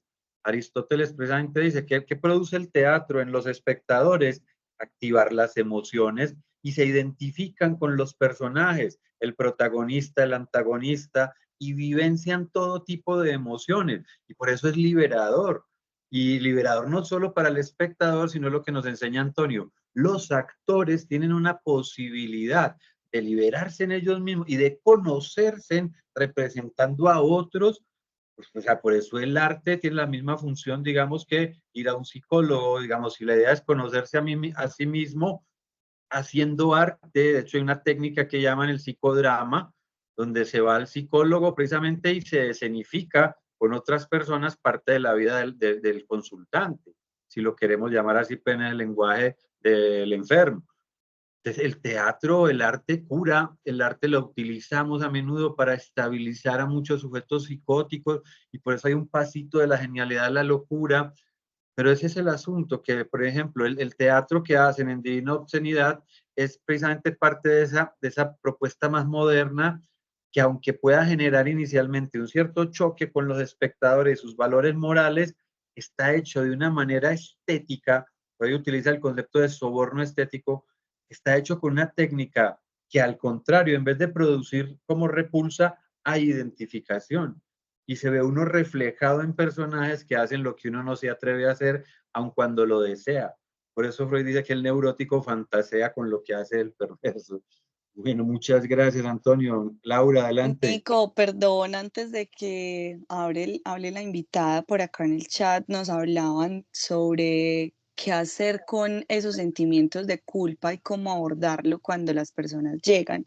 Y lo otro es que nos están preguntando sobre el espacio de Divina, que Antonio nos diga en estos momentos. Yo sé que ellos tenían el teatro ubicado en Boston, pero creo que la casa en estos momentos no la tienen. Pero además Divina brinda talleres donde las personas pueden ir de forma como más tranquila, a que les expliquen cómo se pueden explorar de otras maneras a través del arte erótico ese tipo de identificaciones sexuales que puedan tener. Entonces, pues, como antecitos de darle el espacio a Laura. Qué pena. Ahora, gracias ahí por el espacio. Les voy a contar, tuvimos un espacio físico en Boston, en el barrio Boston, pero por temas de gentrificación tuvimos que cerrar. Lo que está pasando en muchos sectores de Medellín nos pasó a nosotros y tuvimos que cerrar, pero cerramos el espacio físico porque Espacio Creativo, seguimos siendo una compañía que se mueve intensamente. Ahorita tenemos el estreno del segundo episodio de una serie teatral que se llama Sexo. El primer episodio se llamó Clítoris y se trató básicamente de hacer, a través de situaciones teatrales muy cómicas, una exploración en torno de la vulva y sobre todo de esa cosa maravillosa que solamente sirve para dar placer, que se llama clítoris. Ese fue el primer episodio. En esta oportunidad vamos a presentar una obra que se llama Música para Culiar, que es el segundo episodio de nuestra serie teatral. El estreno es el 7 y 8 de junio en Casa Teatro El Poblado, para que vayan, compren sus boletas, se están acabando, eso mejor dicho, ya no va a haber casi boletas. Aprovechen ese momento para hacer toda la publicidad y demás. Gracias por esta espacio. ¿Dónde se compran? ¿Dónde se compran? ¿Podrías copiar en el chat de pronto? Sí, les voy a poner el link en el chat. En este segundo episodio lo que vamos a hacer es que, si bien ya hablamos de la vagina y del clítoris en el primer episodio, en este segundo episodio vamos a hablar del pene, vamos a hablar de las felaciones y vamos a hablar de la importancia de la música para culiar. Eso es fundamental. Yo creo que para ustedes es fundamental todo lo sonoro a la hora de ir a un encuentro sexual con otras personas. ¿Y qué era lo otro, Caro? No, es básicamente que estamos... Ah, sí, los talleres. No, que los sigan, que sigan a Divina para que puedan para que puedan acceder a los talleres que ofrecen ustedes sobre exploración. A los psicólogos también me parece que les iría muy bien el tipo de taller que ofrece Divina, porque aparte nos ayuda mucho como a explorarnos físicamente a través del cuerpo para manejar pánico escénico, para aprender a hablar con el público, para entender un poco más sobre la sexualidad y poder de pronto apoyar a nuestros pacientes o futuros pacientes si de pronto quieren como otras formas, lo que decía el profe, como que a veces pueden llegarnos parejas que nos dicen como no, estamos aburridos y hay que tener como un incentivo nuevo. Yo creo que este tipo de prácticas creativas nos ayudan mucho como a tener conexiones para hacer una comunidad como mucho más segura, para que la gente no busque como por ahí en cualquier parte a donde poder explorar este tipo de cosas. Y eso que dice Carolina es muy importante. Digamos, parte de esta actividad era precisamente eso, y ya lo decía Antonio, digamos, crear conciencia y que la gente sepa vivir su sexualidad y no seguir en ese clásico papel, digamos, represivo que ha hecho tanto daño en el sentido de que ha arruinado, como decía ahora, la vida sexual de muchas personas. Por eso conocer estos otros espacios es muy bueno, muy valioso. Bueno, hay unas preguntas además en el chat. Yo no sé si Juan Pablo Mejía quieres tomar la palabra y preguntar. Activa tu micrófono. Tenías una pregunta con la culpa, ¿era? Pues sí, sino que me quedó una duda acerca de lo que estabas mencionando, de que la sensación de culpa descarta lo que sería una perversión o una parafilia. Perdón, una perversión. ¿Cómo se clasificaría entonces este tipo de situación? Y aparte de eso, ¿cómo se tendría, pues cómo sería un buen abordaje a partir de esta situación? Por ejemplo, una persona que llega a consulta dice que siente, pues que percibe culpa por X o Y parafilia. Sí, fue muy buena la pregunta, porque es que ese es el asunto, que cuando llega alguien al consultorio no se le ve por encima si es un neurótico, un perverso, no. Y será, digamos, en ese contacto donde el otro nos cuenta su vida, no la confía, donde nos daremos cuenta, ¿cierto? Pero en muchos casos podemos, digamos, despistarnos porque como nos enseñan unos criterios, entonces si el paciente nos habla de que su sexualidad es así, así, suponemos es un perverso, y raro porque decimos, pero me enseñan que no sienten culpa y este siente culpa, y es que quizás no es un perverso. Quizás normalmente es un neurótico que, como decía, cuando transgrede sus propias barreras morales, a menudo se siente muy mal. Pero esa es una de las características definitorias. Por eso lo decía Laura, es que la delgada línea en los DCM es muy delgada, que a menudo se borra totalmente. Entonces, como cuando decimos un niño porque no se queda quieto, la confundimos la inquietud con la hiperactividad y ¿cuál es el otro síntoma que tienen? Hiperactividad, impulsividad e inquietud. Un niño es inquieto, y porque son inquietos a menudo dicen que ya tiene TDAH, trastorno, por un solo síntoma. No, lo mismo en las perversiones. Entonces, si alguien utiliza en su práctica sexual algo que se nos recuerda a las perversiones del DSM, de una vez le ponemos eso. ¿Y cómo trabajar con ellos? Precisamente con ese sentimiento de culpa, no para aumentarlo, ¿sí? Al menos en la perspectiva psicoanalítica, la idea es que al final la persona se libere de ese sentimiento de culpa, creando, digamos, otra relación entre sí mismo, su propio super yo, que ya no sea tan exigente, que no le permita algo de satisfacción, así sea parte del modelo cultural, y que esa, digamos, satisfacción sea, como explicaban, han venido explicando, lo más consciente para el individuo, y que él pueda tener control de también algo de ese empuje sexual. Entonces, normalmente se trata de neuróticos que han transgredido sus barreras morales, y a veces nosotros somos los que los estigmatizamos, siendo que son perversos y cosas por el estilo. Bueno, Laura, le habíamos quitado la palabra. Laura, adelante. Sí, también quería responder ahí un poco eso. Creo que también es importante ver y ayudarle al consultante de dónde viene esa culpa. Si esa culpa es de él, de la familia, de la cultura, para poder que esa culpa se minimice y pueda disfrutar de lo que le gusta, ¿cierto? Porque la idea no es quitar eso que le gusta, que a veces van como, ay, es que necesito que me quites esto que estoy sintiendo, que la gente está señalando, o que por lo que me siento señalado. Y también quería abordar lo que estaban diciendo, lo que Antonio estaba diciendo sobre las formas pues de abordar, que muchas veces también la cultura nos enseña, o estamos tan amarrados por la cultura que nos olvidamos de la autoridad. Entonces entramos a un ambiente de BDSM pensando que de pronto ahí nos van a... Porque va a me ser- hiciera la vitamina. Laura, yo creo que antes de hablar un poco sobre pues, cómo entrar en el BDSM, ¿por qué no nos explicas qué es el BDSM y pues como qué significa esto? Porque yo sé que muchos de nuestros invitados probablemente no saben qué es el BDSM. Claro. Bueno, el BDSM es una sexualidad alternativa, que son las siglas. La B significa bondage, que puede ser atadura, esclavitud. La D significa dominación, la S sumisión y sadismo, y la M masoquismo, ¿cierto? A nivel pues, de aquí de Colombia hay varios grupos en varias ciudades donde se encargan de realizar munch. Los munch son charlas, tertulias, donde escogen un tema, porque son diversas prácticas. Creo que tienen varias prácticas, es más de lo que estaba diciendo Antonio, creo que pude sacar algunas, que estaba el face sitting, donde él estaba diciendo que le encantaba que se sentaran, sentarse en la cara o que se le sentaran en la cara. La escatofilia y hubo varias cositas ahí, ¿cierto? Que hace parte del BDSM, pero el BDSM se diferencia de las perversiones que estaba hablando el profesor, porque es sano, sensato y consensuado. Sano, que van a procurar siempre el bienestar de las partes involucradas. Sensato es que sea razonable, prudente, ser consciente de las consecuencias que puede traer la práctica que vayan a realizar, y consensuado, que todas las partes involucradas estén de acuerdo con lo que se va a hacer, que es como lo principal que lo diferencia de la perversión.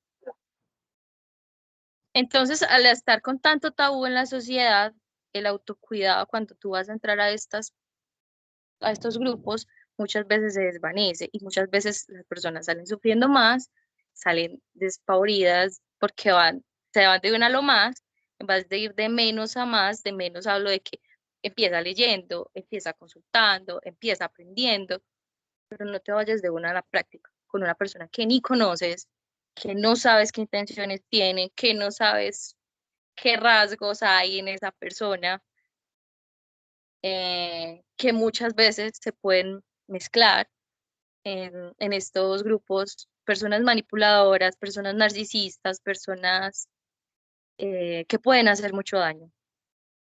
Entonces ahí entra el autocuidado de cada uno, de el respeto que tenga por la otra persona, el respeto que tenga por sí mismo, la comunicación asertiva y la forma en cómo quiera entrar a explorar estos mundos, ¿cierto?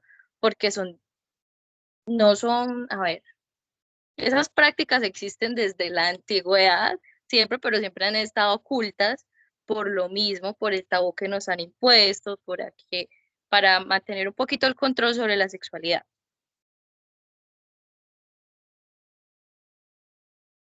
Bueno, también quería pues como comentar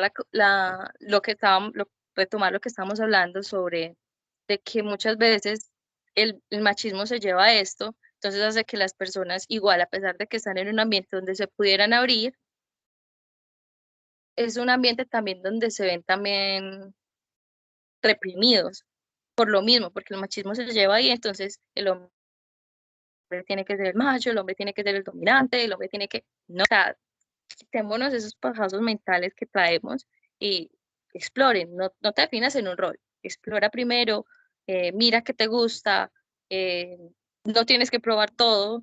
Yo creo que muchas veces leyendo tú puedes saber qué te va a gustar y qué no, qué disfrutas tú leyendo y qué no. Ahí puedes empezar como con tus límites Y eso sí, si una persona no respeta sus propios límites, no va a ser una persona confiable con la que deberías empezar a explorar. Entonces también ahí va lo del autocuidado. Hay algo muy importante que nos dice Lorena en el chat, aunque ya no tengo acceso al chat, no sé qué pasó, pero nos decía ahora que por qué ver la culpa como algo malo, y es muy buena la pregunta, porque es que hay que, digamos, hay que ver, digamos, las dos caras de la moneda. Cuando decía, por ejemplo, Juan Pablo, y si alguien llega y experimenta culpa y va donde el psicólogo, fíjense que no es tan simple como dijimos ahorita, tal vez muy rápidamente, que hay que bregar a quitarle la culpa para que pueda tener más goce, más disfrute y mejor calidad de vida sexual. Puede que sí, pero el asunto es que, como venimos diciendo, el asunto es que se conozca a la propia persona. Puede ser que esa culpa actúe como una barrera, esa es la función que dice Freud tiene la culpa, una barrera que no me permita transgredir ciertos límites, aunque una parte mía quiera. Me acuerdo de una señora que me decía, es que mi marido me dice que tengamos sexo oral, sexo anal, y a mí no me gusta eso, y ella por satisfacerlo, cumplir sus obligaciones maritales, pues lo hacía, pero para ella no era placentero. Y era, digamos, la forma de ella creer que no iba a buscar otras mujeres. Pero en ocasiones, eso de no transgredir mi propia barrera moral o mis límites, y no implica una posición moralista de nosotros o que nos estemos contradiciendo, sino que es la persona la que tiene que conocerse. Lo acaba de decir Laura, lo dijo Antonio. Yo exploro, la curiosidad la satisfago y miro qué me gusta y qué no me gusta. Y cuando venga un otro a coaccionarme, sea pareja, en fin, diversos tipos de relaciones, yo tengo que estar en una capacidad de decidir y que no sea precisamente ni por la culpa de otros, sino lo que yo considero, ese es mi límite, eso es lo que a mí me gusta. En ocasiones, precisamente la culpa puede, digamos, de una u otra manera, como decía Lorena, prevenir catástrofes, y entonces puede actuar como una barrera. Pero lo que queríamos enfatizar, Lorena, ya para ser más concreto, es que en ocasiones la culpa ha ocasionado a lo largo de la historia de la civilización un daño en la calidad de vida de la población porque no han podido vivir su sexualidad. O sea, en los casos donde se desborda porque la culpa no detiene, tienes toda la razón. Pero el problema es que en la mayoría de personas ha actuado de una manera que les ha ocasionado un menoscabo a su vida sexual. ¿Sí? Desde cosas tan simples como no se toque ahí, es malo, eso es cochino, y entonces el pene, la vagina, el clítoris. Fíjense en las distintas culturas, podríamos juzgar como muy salvaje la práctica de la ablación es mutilar el clítoris de la mujer para que no sienta placer, pero eso lo hacen con cierta lógica en muchas culturas, como decía Laura, para tratar de controlar un poco eso. Fíjate, por ejemplo, el cinturón de castidad. Hubieron siglos enteros donde las mujeres consentían, qué problema, y no consentían como estamos hablando ahora con Antonio, del todo no es porque ellas querían, consentían eso porque la sociedad las obligaba, el marido, la familia, la cultura, y no puedes tener acceso a tu vida sexual, y si tienes acceso a tu vida sexual es controlada por el marido. O sea, especialmente ahora, por ejemplo, y pues también en muchos hombres, pero el que las mujeres puedan hablar y decir abiertamente, quiero la sexualidad, quiero sexo, que me gusta esto, aquello, es, digamos, un cierto avance también debido a mucho del movimiento feminista, que reclama precisamente parte de eso. Hay una frase popular que normalmente pues suena un poco escandalosa, dice que la mujer debe ser una dama ante la sociedad y una puta en la cama. ¿Y qué nos quiere decir eso? Que los seres humanos somos doble moral. Y somos más doble moral en el caso de la mujer. La mujer prácticamente tiene que ser una madre santa. Y por eso también no reconocemos a veces que la abuela tiene sexualidad, empuje sexual. Puede que ya no tenga prácticas sexuales comunes como cuando era más joven. Ahora se puede satisfacer de otra manera. En los ancianos normalmente, ante la falta de erección, la impotencia, el cunilinguis, el sexo oral, otras prácticas que todavía le dan placer. Y claro, existe, por ejemplo, la figura, comillas, del viejo verde, que puede, digámoslo así, satisfacerse con la niñita, digamos, en cierta posición pedófila. Pero también un anciano tiene derecho a tener un empuje y una satisfacción sexual, que la sociedad no ve muy bien. De hecho, es un lío cuando una mujer, digamos, está viuda y consigue un novio que es otro ancianito y todos piensan que se va solo a aprovechar y a quitarle el dinero o algo. ¿Y cómo será la cuestión sexual? Pues claro, y se dan picos y la piel y se tocan, aunque está arrugada. El ser humano tiene derecho a eso. Entonces es en ese sentido, Lore, que se habla de que la culpa, Freud lo decía así, Freud dice la desventaja más grande a nivel social, porque los neuróticos a menudo sufrimos de culpa por un montón de disculpas que lo digo así, de cosas insignificantes. Entonces la culpa en cierta medida ha traído más perjuicio a la salud mental de los seres humanos que beneficio, pero tienes toda la razón. Sin culpa, y lo dice Freud, probablemente nos mataríamos los unos a los otros súper fácil, tomaríamos al otro sin su consentimiento, porque ¿para qué yo tengo que consentir pues que el otro consienta el acto si yo lo puedo obligar? Como en cierta época del hombre primitivo, en la edad de piedra, digamos, es lo que llamaban el rapto. Nos muestran al hombre cavernícola que hoy le da el garrotazo a una mujer y la rapta, la coge el pelo como si fuera una cosa. O sea, desde tiempos ancestrales, como decía Laura, estas prácticas están. Someter al otro es parte precisamente del instinto sexual. No lo han visto en la naturaleza.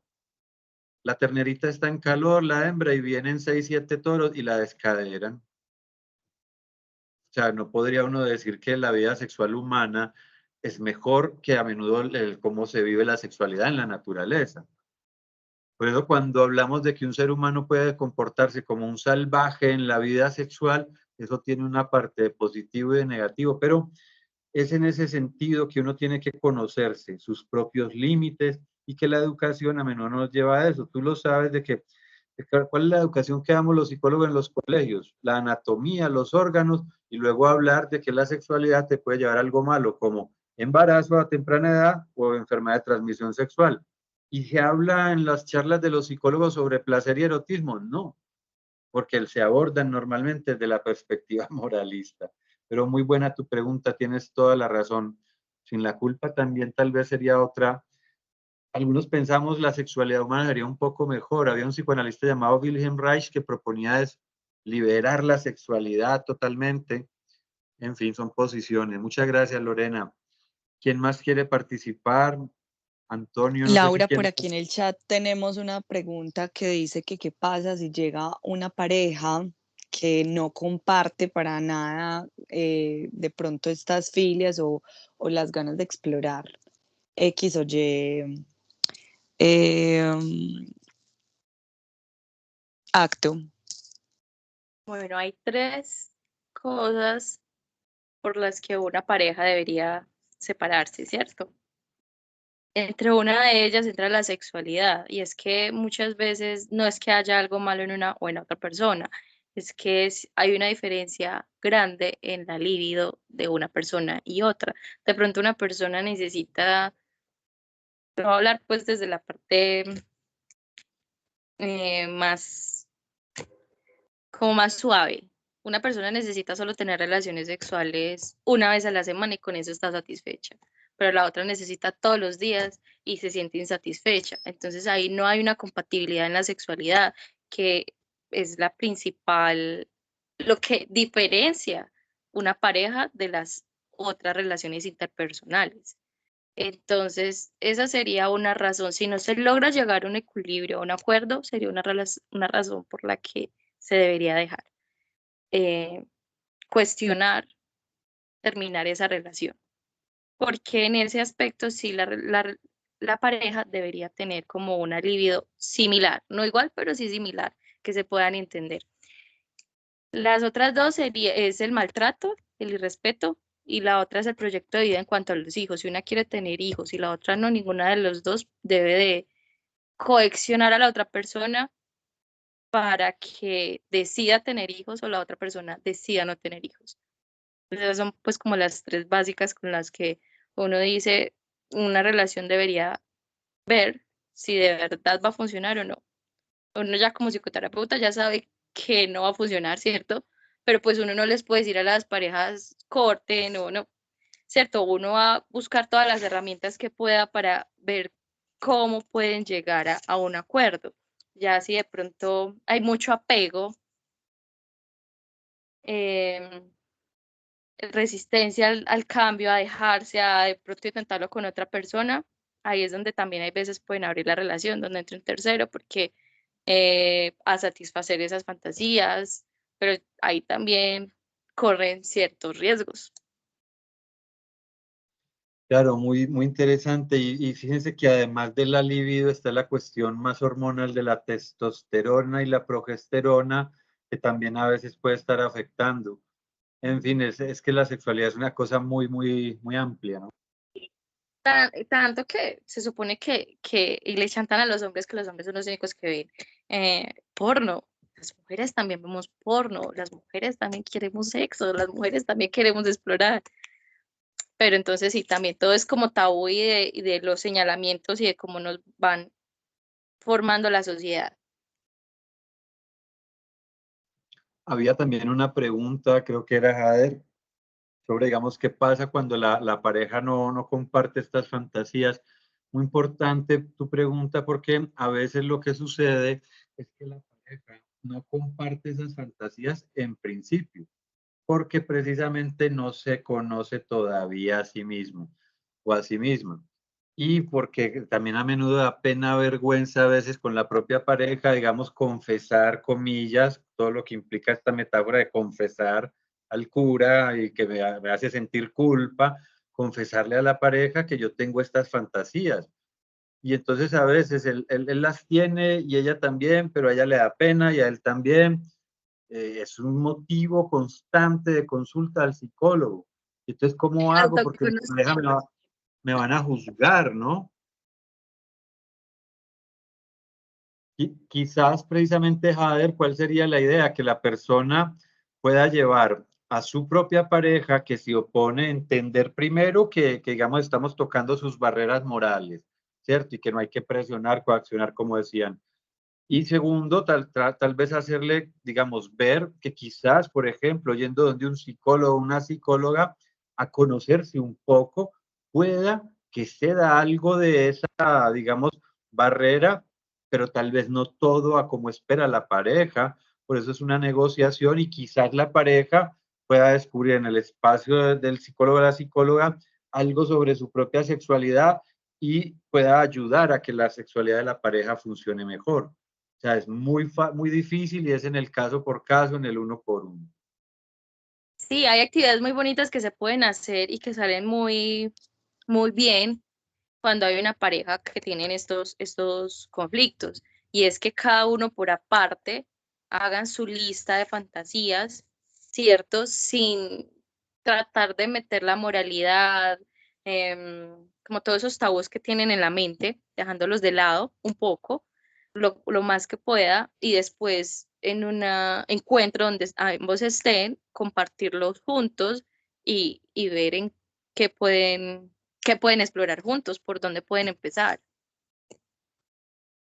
Laura, por acá en el chat nos pregunta Margarita que qué piensas o qué opinas tú sobre que los hombres son infieles por naturaleza.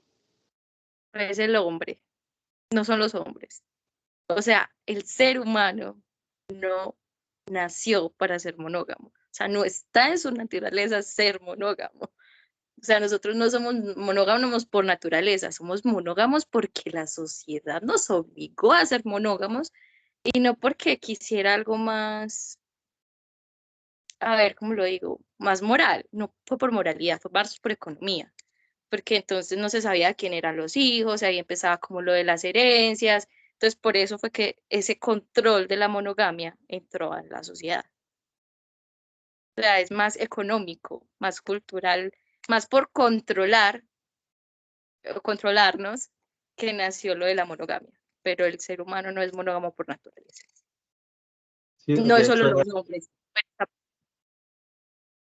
de hecho, hay autores como la es algo antinatural y de hecho en la naturaleza pues no se ve precisamente esa tendencia, o sea, la monogamia reduce la posibilidad de reproducción de la especie. Muy poquitas las especies de animales, que nosotros también somos animales, que son monógamos, y nosotros no entramos en eso. Es lo que Michel Foucault llama precisamente el biopoder. Por ejemplo, nosotros los seres humanos nos arrojamos, digamos, el derecho de crear una ley según la cual en tal país, por ejemplo, no se puede usted reproducir más de una vez. Limitamos la reproducción y cosas por el estilo. En la naturaleza, la tendencia es que se reproduzca lo más que pueda. Y todo ello, una visión darwinista, biologicista, ¿para qué? Para que superviva la especie, para que sobreviva. Esa es la idea, digamos, de que no se limite a una sola pareja sexual.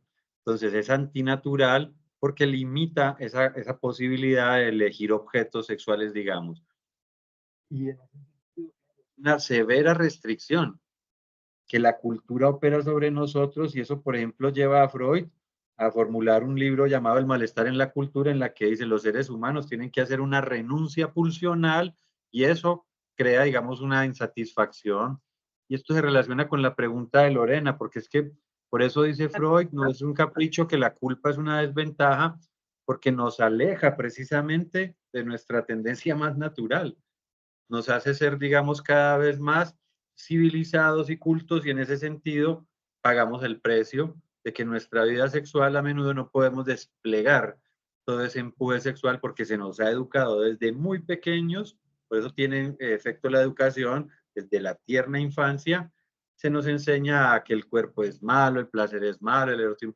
Ya ahora en estas épocas tenemos una nueva apertura.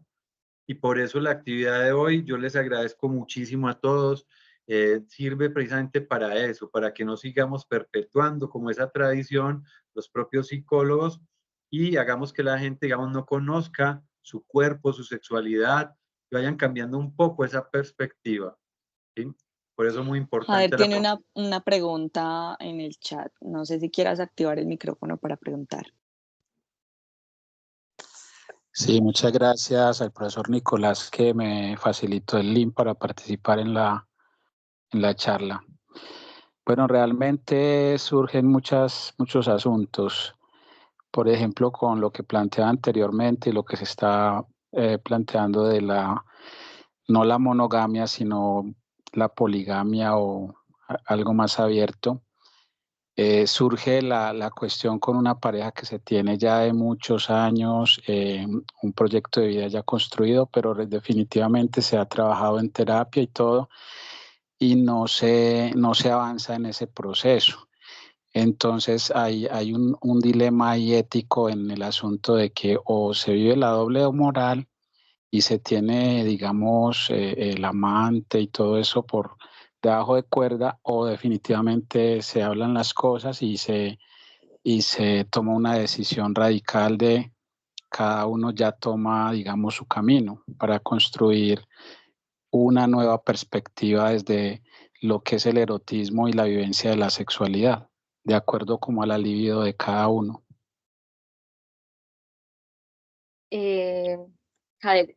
Bueno, también existe la monogamia consciente y la monogamia pues con decisión de la pareja, sentados los dos, hablando, los acuerdos, ahora que se ve ya de que los dos pueden hablar, hacer sus acuerdos, y la fidelidad también, de acuerdo a lo que signifique la fidelidad para cada uno y de los acuerdos que hagan, esa fidelidad, esos acuerdos que hagan.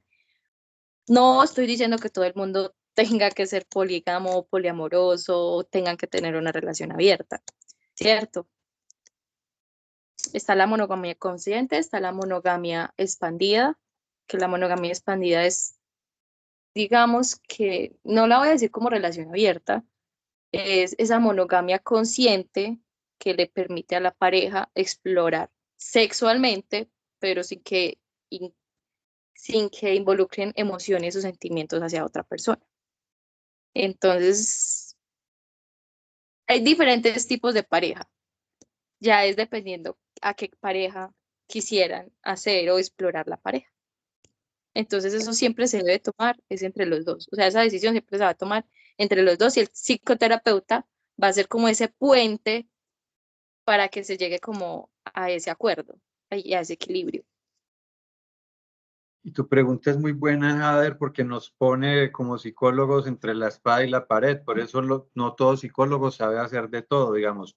El sexólogo sabe un montón y por eso hay que, digamos, ir donde alguien que sepa. Y entonces también cuando involucra estos asuntos de la pareja, a menudo se necesita no un psicólogo, digamos, individual para cada uno, sino también un psicólogo de pareja que sabe cómo llegar a esas negociaciones de las que habla Laura. Y eso, por ejemplo, un psicólogo clínico como yo, digamos, que trabaja a nivel individual, un psicoanalista, no somos expertos en eso. Es que es muy difícil. Lo que Laura propone no es una cosa que se logra fácilmente ni en la mayoría de los casos. Eso requiere trabajo que a veces puede durar años, ¿sí?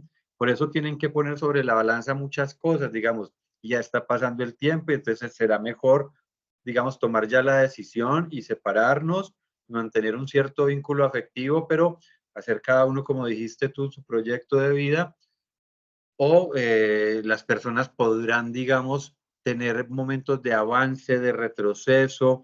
Es un asunto muy complejo porque implica una negociación en esos asuntos tan íntimos, tan que si por eso las relaciones de pareja son complejas en todos los aspectos, como decía Laura, en el sexual es mucho más complejo. Y qué triste, pero a menudo no nos preparan en ninguna facultad, ni aquí en Colombia, ni en otro lado, como para tener presente esa complejidad de las interacciones humanas. Por eso también, digamos, en el teatro a veces se exploran un montón de cosas que de pronto a veces nosotros nos quedamos con las técnicas más clásicas en nuestro consultorio y a veces la gente necesita explorar otras cosas que la psicología y las pastillas del psiquiatra y las hormonas no van a funcionar. Y por ejemplo, el arte, como ya estamos viendo con Antonio, es un recurso de autoconocimiento.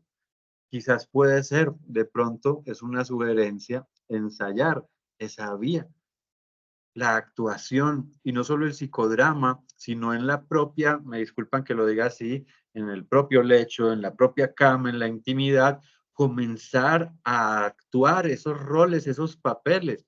Es que por eso el arte es tan liberador, no solo para el que lo percibe el espectador, sino para el propio actor. Yo sugeriría de pronto, si esa terapia, digamos, no está funcionando mucho, habría que ensayar otra cosa, algo más innovador, lo llamamos terapias creativas. Aprendamos por ahí, prende Antonio la cámara, escuchemos. Estaba escuchando aquí también a Laura ahorita, profe Nicolás, y pensaba como en lo importante que es a veces salirse de su propio rol, que el rol es una construcción cultural que es muy importante, pero que a veces nos hace mucho daño.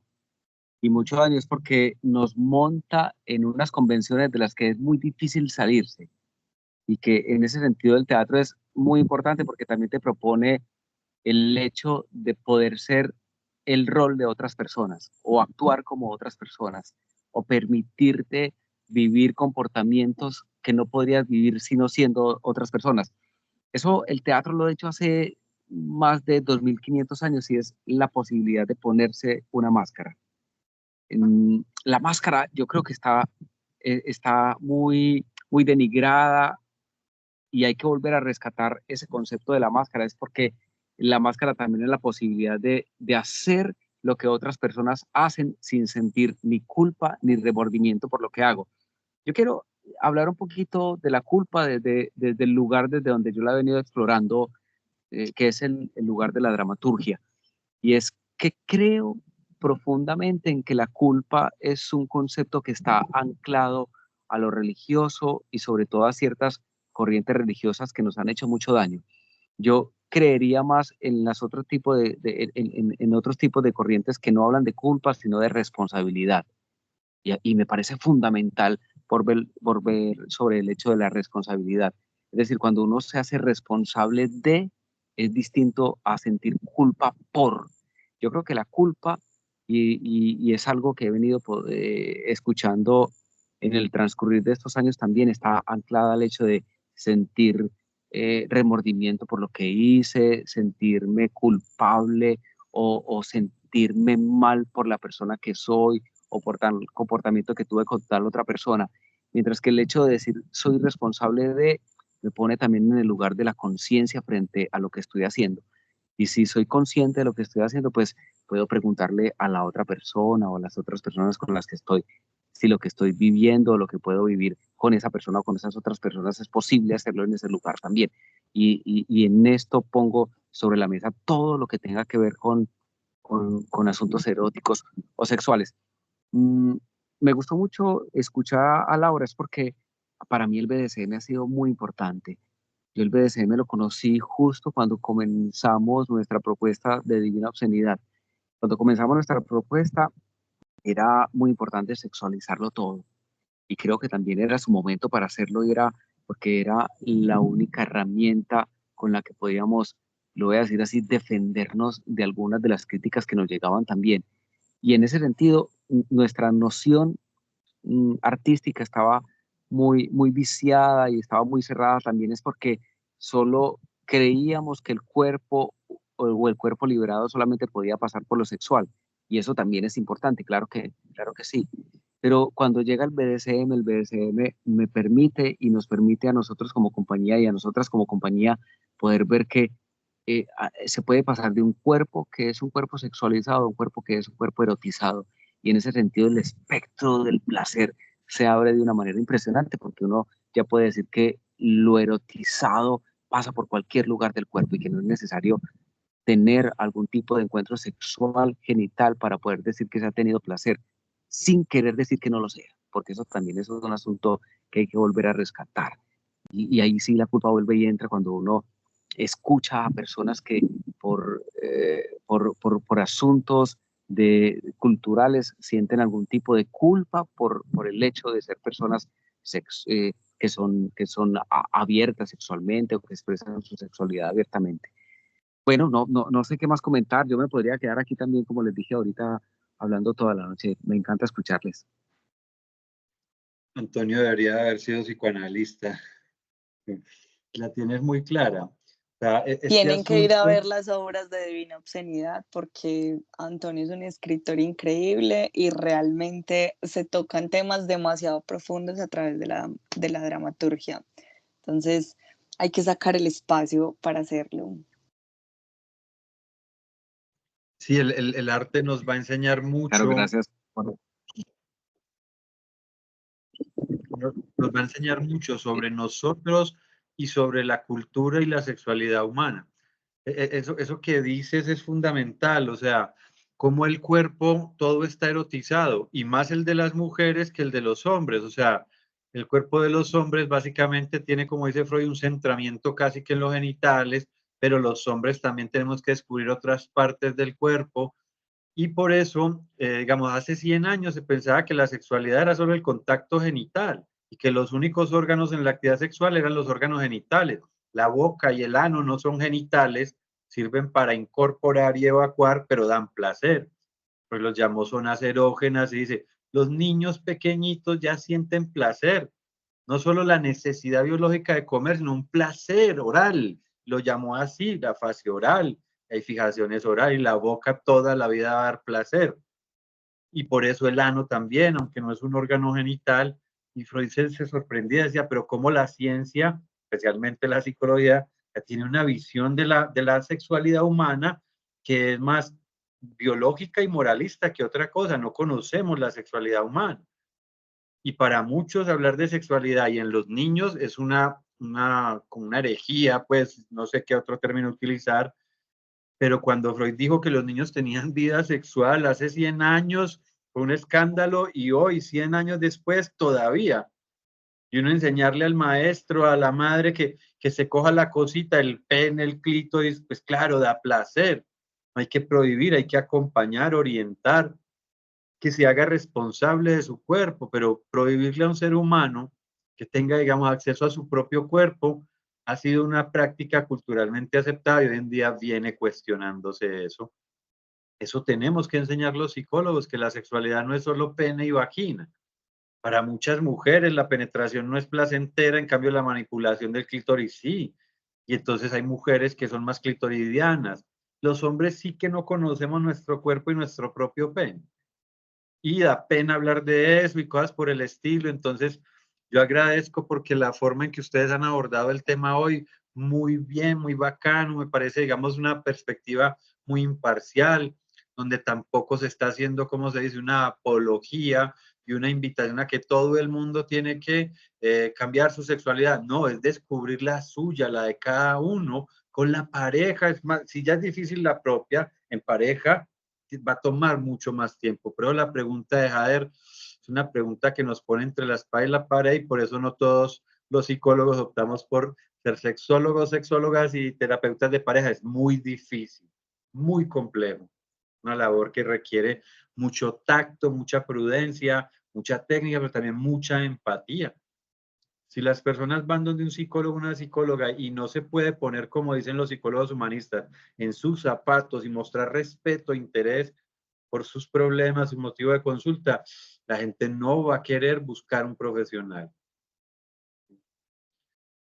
Bueno, no sé si hay Por alguna aquí nos pregunta. pregunta, sí, por acá nos pregunta Margarita que hasta qué punto, si una pareja está de acuerdo en golpearse en sus prácticas sexuales, hasta qué punto se puede decir que es sano el tema. Yo creo que ahí nos puede ayudar un poco Laura, que en el BDSM se ve la sumisión, que es controlada, pero bueno, tú nos puedes comentar más sobre el tema. Sí, hasta donde sea sensato, como estaba diciendo ahorita, por eso, sano, sensato y consensuado. Sensato es hasta donde no va a dejar consecuencias. Consecuencias hablo de que no lo vas a fracturar, de que no vas a dejar una marca no consensuada, pues, por mucho tiempo, pues, hasta donde sea sensato, razonable, definitivamente. Sería mi respuesta. Y quería decir dos cositas. Uno, que el por qué yo me enamoré del BDSM fue porque la genitalidad se deja de lado. O sea, las relaciones sexuales pasan a un segundo plano o a último plano si es que hay, que no siempre hay. Y, y lo otro es que el punto G del hombre está pues dentro del ano, en la próstata, entonces a muchos hombres que pesar dicen, el machismo de la misma cultura dice, no, por ahí nada me va a entrar, yo no me voy a dejar tocar, yo soy un macho y no me voy a dejar tocar. Es que me ha pasado. Entonces, a veces es complicado entrar a como una comunicación asertiva con estos personajes que piensan así, es complejo, muy complejo porque realmente uno no quiere cambiar pues, pensamientos, pero sí quiere como que se quiten tanta cosa que nos han metido en la cabeza y decir, bueno, ¿tú por qué no te dejas meter? Nada por ahí, ¿o por qué no quieres explorarte ahí? ¿Por la sociedad que dice? ¿Por el miedo? ¿O porque lo asocias con, es que yo no soy homosexual? Es que no estamos diciendo que seas homosexual. Simplemente también tienes, y no es mi culpa que tú tengas el punto G ahí. ¿Cierto? Entonces, pues ahí le dejo esos dos daticos por ahí. Y yo agregaría, digamos, como siendo redundante con la respuesta que ya dio Laura, de que se trata precisamente de eso, de tener conciencia, responsabilidad, son unos acuerdos y en cada pareja se llegará, digamos, a ciertos acuerdos. El asunto es cuando no hay acuerdos. De hecho, ya en muchos países en Europa, muchas de estas prácticas pasan hasta por contrato. O sea, cuando no hablamos de una práctica en pareja que sea consensuada, sino que voy, digamos, a buscar unos servicios sexuales y en este lugar o institución me van a dar ese servicio sexual, pero yo tengo que firmar lo que llamamos un consentimiento informado, de que yo voluntariamente me voy a someter a que, por ejemplo, me golpeen. Esta mañana le contaba a Carolina que en esta serie de Sin Cities, el protagonista de la serie, el presentador, pues, se sometía a muchas cosas porque él mismo le gusta y tiene una gran curiosidad sexual y en una ocasión le clavaron el escroto con unos clavos y él ya, digamos, no soportó más, pero ya había firmado y ya había todo un asunto legal. Entonces sí es un tema, fíjate, muy polémico y de hecho, pues por eso lo hacemos, porque estos temas tan polémicos, en vez de seguirlos dejando por allá guardados y no hablar de ellos como un tabú, hay que sacarlos, hablar, tenemos que dialogar y por eso muy buenas las preguntas, porque la idea no es sugestionarlos y convencerlos de que hay que, no, la idea es que se hagan más conscientes cada uno. Y por eso no se trata de que si a alguien no le gusta una práctica sadomasoquista, tiene que cambiar para hacerlo, y porque si no, no está de moda. No, no es para que estén de moda, sino que estas modas muestran una cierta liberación sexual. Eso empezó en los años 60, se llamó así. la época de la liberación sexual, y ahí aparecieron, ahí fue donde la mayoría de las comunidades y colectivos homosexuales se hicieron visibles, ya no les daba más pena, bueno, no es que no les diera, fue toda una, digamos, ¿cómo se dice? Como un salir del closet colectivamente que fue muy difícil, pero ahí comienza a reconocerse que no son enfermos mentales, y es eso el movimiento, digamos, social, el que hace que la ciencia cambie y diga, bueno, no son más enfermos mentales. Entonces, por eso este espacio yo lo agradezco mucho a todos y también a Nico, los... yo te quería agregar algo ahí que es importante, que es un tema que tampoco como que tocamos, y es el hecho de que hay muchas personas que manipulan a través del conocimiento del BDSM o de estas prácticas sexuales para manipular a otras personas o a sus parejas a realizar actos o hacer cosas que realmente no saben explorar. Entonces hay que tener también mucho cuidado y datarse, que era lo que nos invitaba Laura. Hay que datarse, hay que empezar a leer para saber hasta qué punto están. Tu pregunta es, listo, yo voy con mi pareja y accedemos a prácticas sadomasoquistas, pero hasta un punto, no sé, no me gustó cómo me ahorcó, me hizo una asfixia o hice alguna cosa que no me gustó, y aún así yo consensualmente le digo alto y esta persona no para, o cuando la persona es como, no, es que esto es normal, eso es abuso. Entonces hay también que diferenciar bastante hasta qué punto es una exploración, hasta qué punto realmente es mutuo la exploración y hasta qué punto está siendo manipulado hacia un abuso. Entonces por eso es tan importante lo que nos dice Laura de no lleguen de una vez a un sitio o a una fiesta kinky o se metan de una vez en una comunidad sin ir antes a de pronto a charlas, a talleres, o primero estar en el punto de observadores, porque hay como pasos para explorar pues como todo este mundo del BDSM, del kinky, del fetiche. Entonces, también dentro de este mundo, que era algo que hablábamos con Nico también esta mañana, hay muchos perversos y muchas personas ya diagnosticadas o sin diagnóstico que se disfrazan detrás de estas conductas o detrás de estas prácticas para ser abusadores, no necesariamente para ser violadores. Hay muchos tipos de abusos, y en este tipo de escenarios algunas veces vemos varios personajes que están por ahí, es como escondidos tratando de autosatisfacer una perversión. Sí, muy importante lo que señalas, y todas estas precisiones es lo que hay que comenzar a hablar.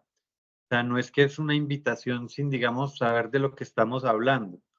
Es una invitación a que sean responsables, a que se conozcan, pero teniendo muy claro, y por eso también, digamos, la aporte de Lorena, hasta qué punto yo tengo que cuidarme. Ahorita lo hablaba entonces Laura también, el autocuidado. O sea, esta es una invitación a ser responsables más que moralistas, digamos, tener una posición ética frente a la propia sexualidad. Y efectivamente, puede que en muchos ambientes más liberales, más libertinos, hoy en día puede que se camuflen algunos perversos, en especial estamos hablando, digamos, de perversos como pedófilos que pueden abusar del otro sin su consentimiento, pero recuerden que también se disfrazan en la iglesia, en el colegio. Entonces es un asunto que también los padres de familia ya deberían de conocer, ¿sí? Y los propios niños, a los niños hay que hablarles de todo esto. Aquí ha habido una posición según la cual a los niños no hay que enseñarles nada de la sexualidad, lo que hay que saber es a qué edades, con qué finalidad. Eso no se puede ir hablando así de cualquier manera, y pues por eso la idea es que aquí están personas adultas, estudiantes, profesionales, gente que no es manipulable fácilmente, pero ojo, porque hay adultos muy manipulables. La línea entre, digamos, yo consiento, pero consiento no porque es mi deseo, que ya lo exploré y lo conozco, o lo reconozco más bien, sino porque es que es por consentir el deseo del otro, satisfacerlo. Esa es la posición clásica de las mujeres en la vida matrimonial.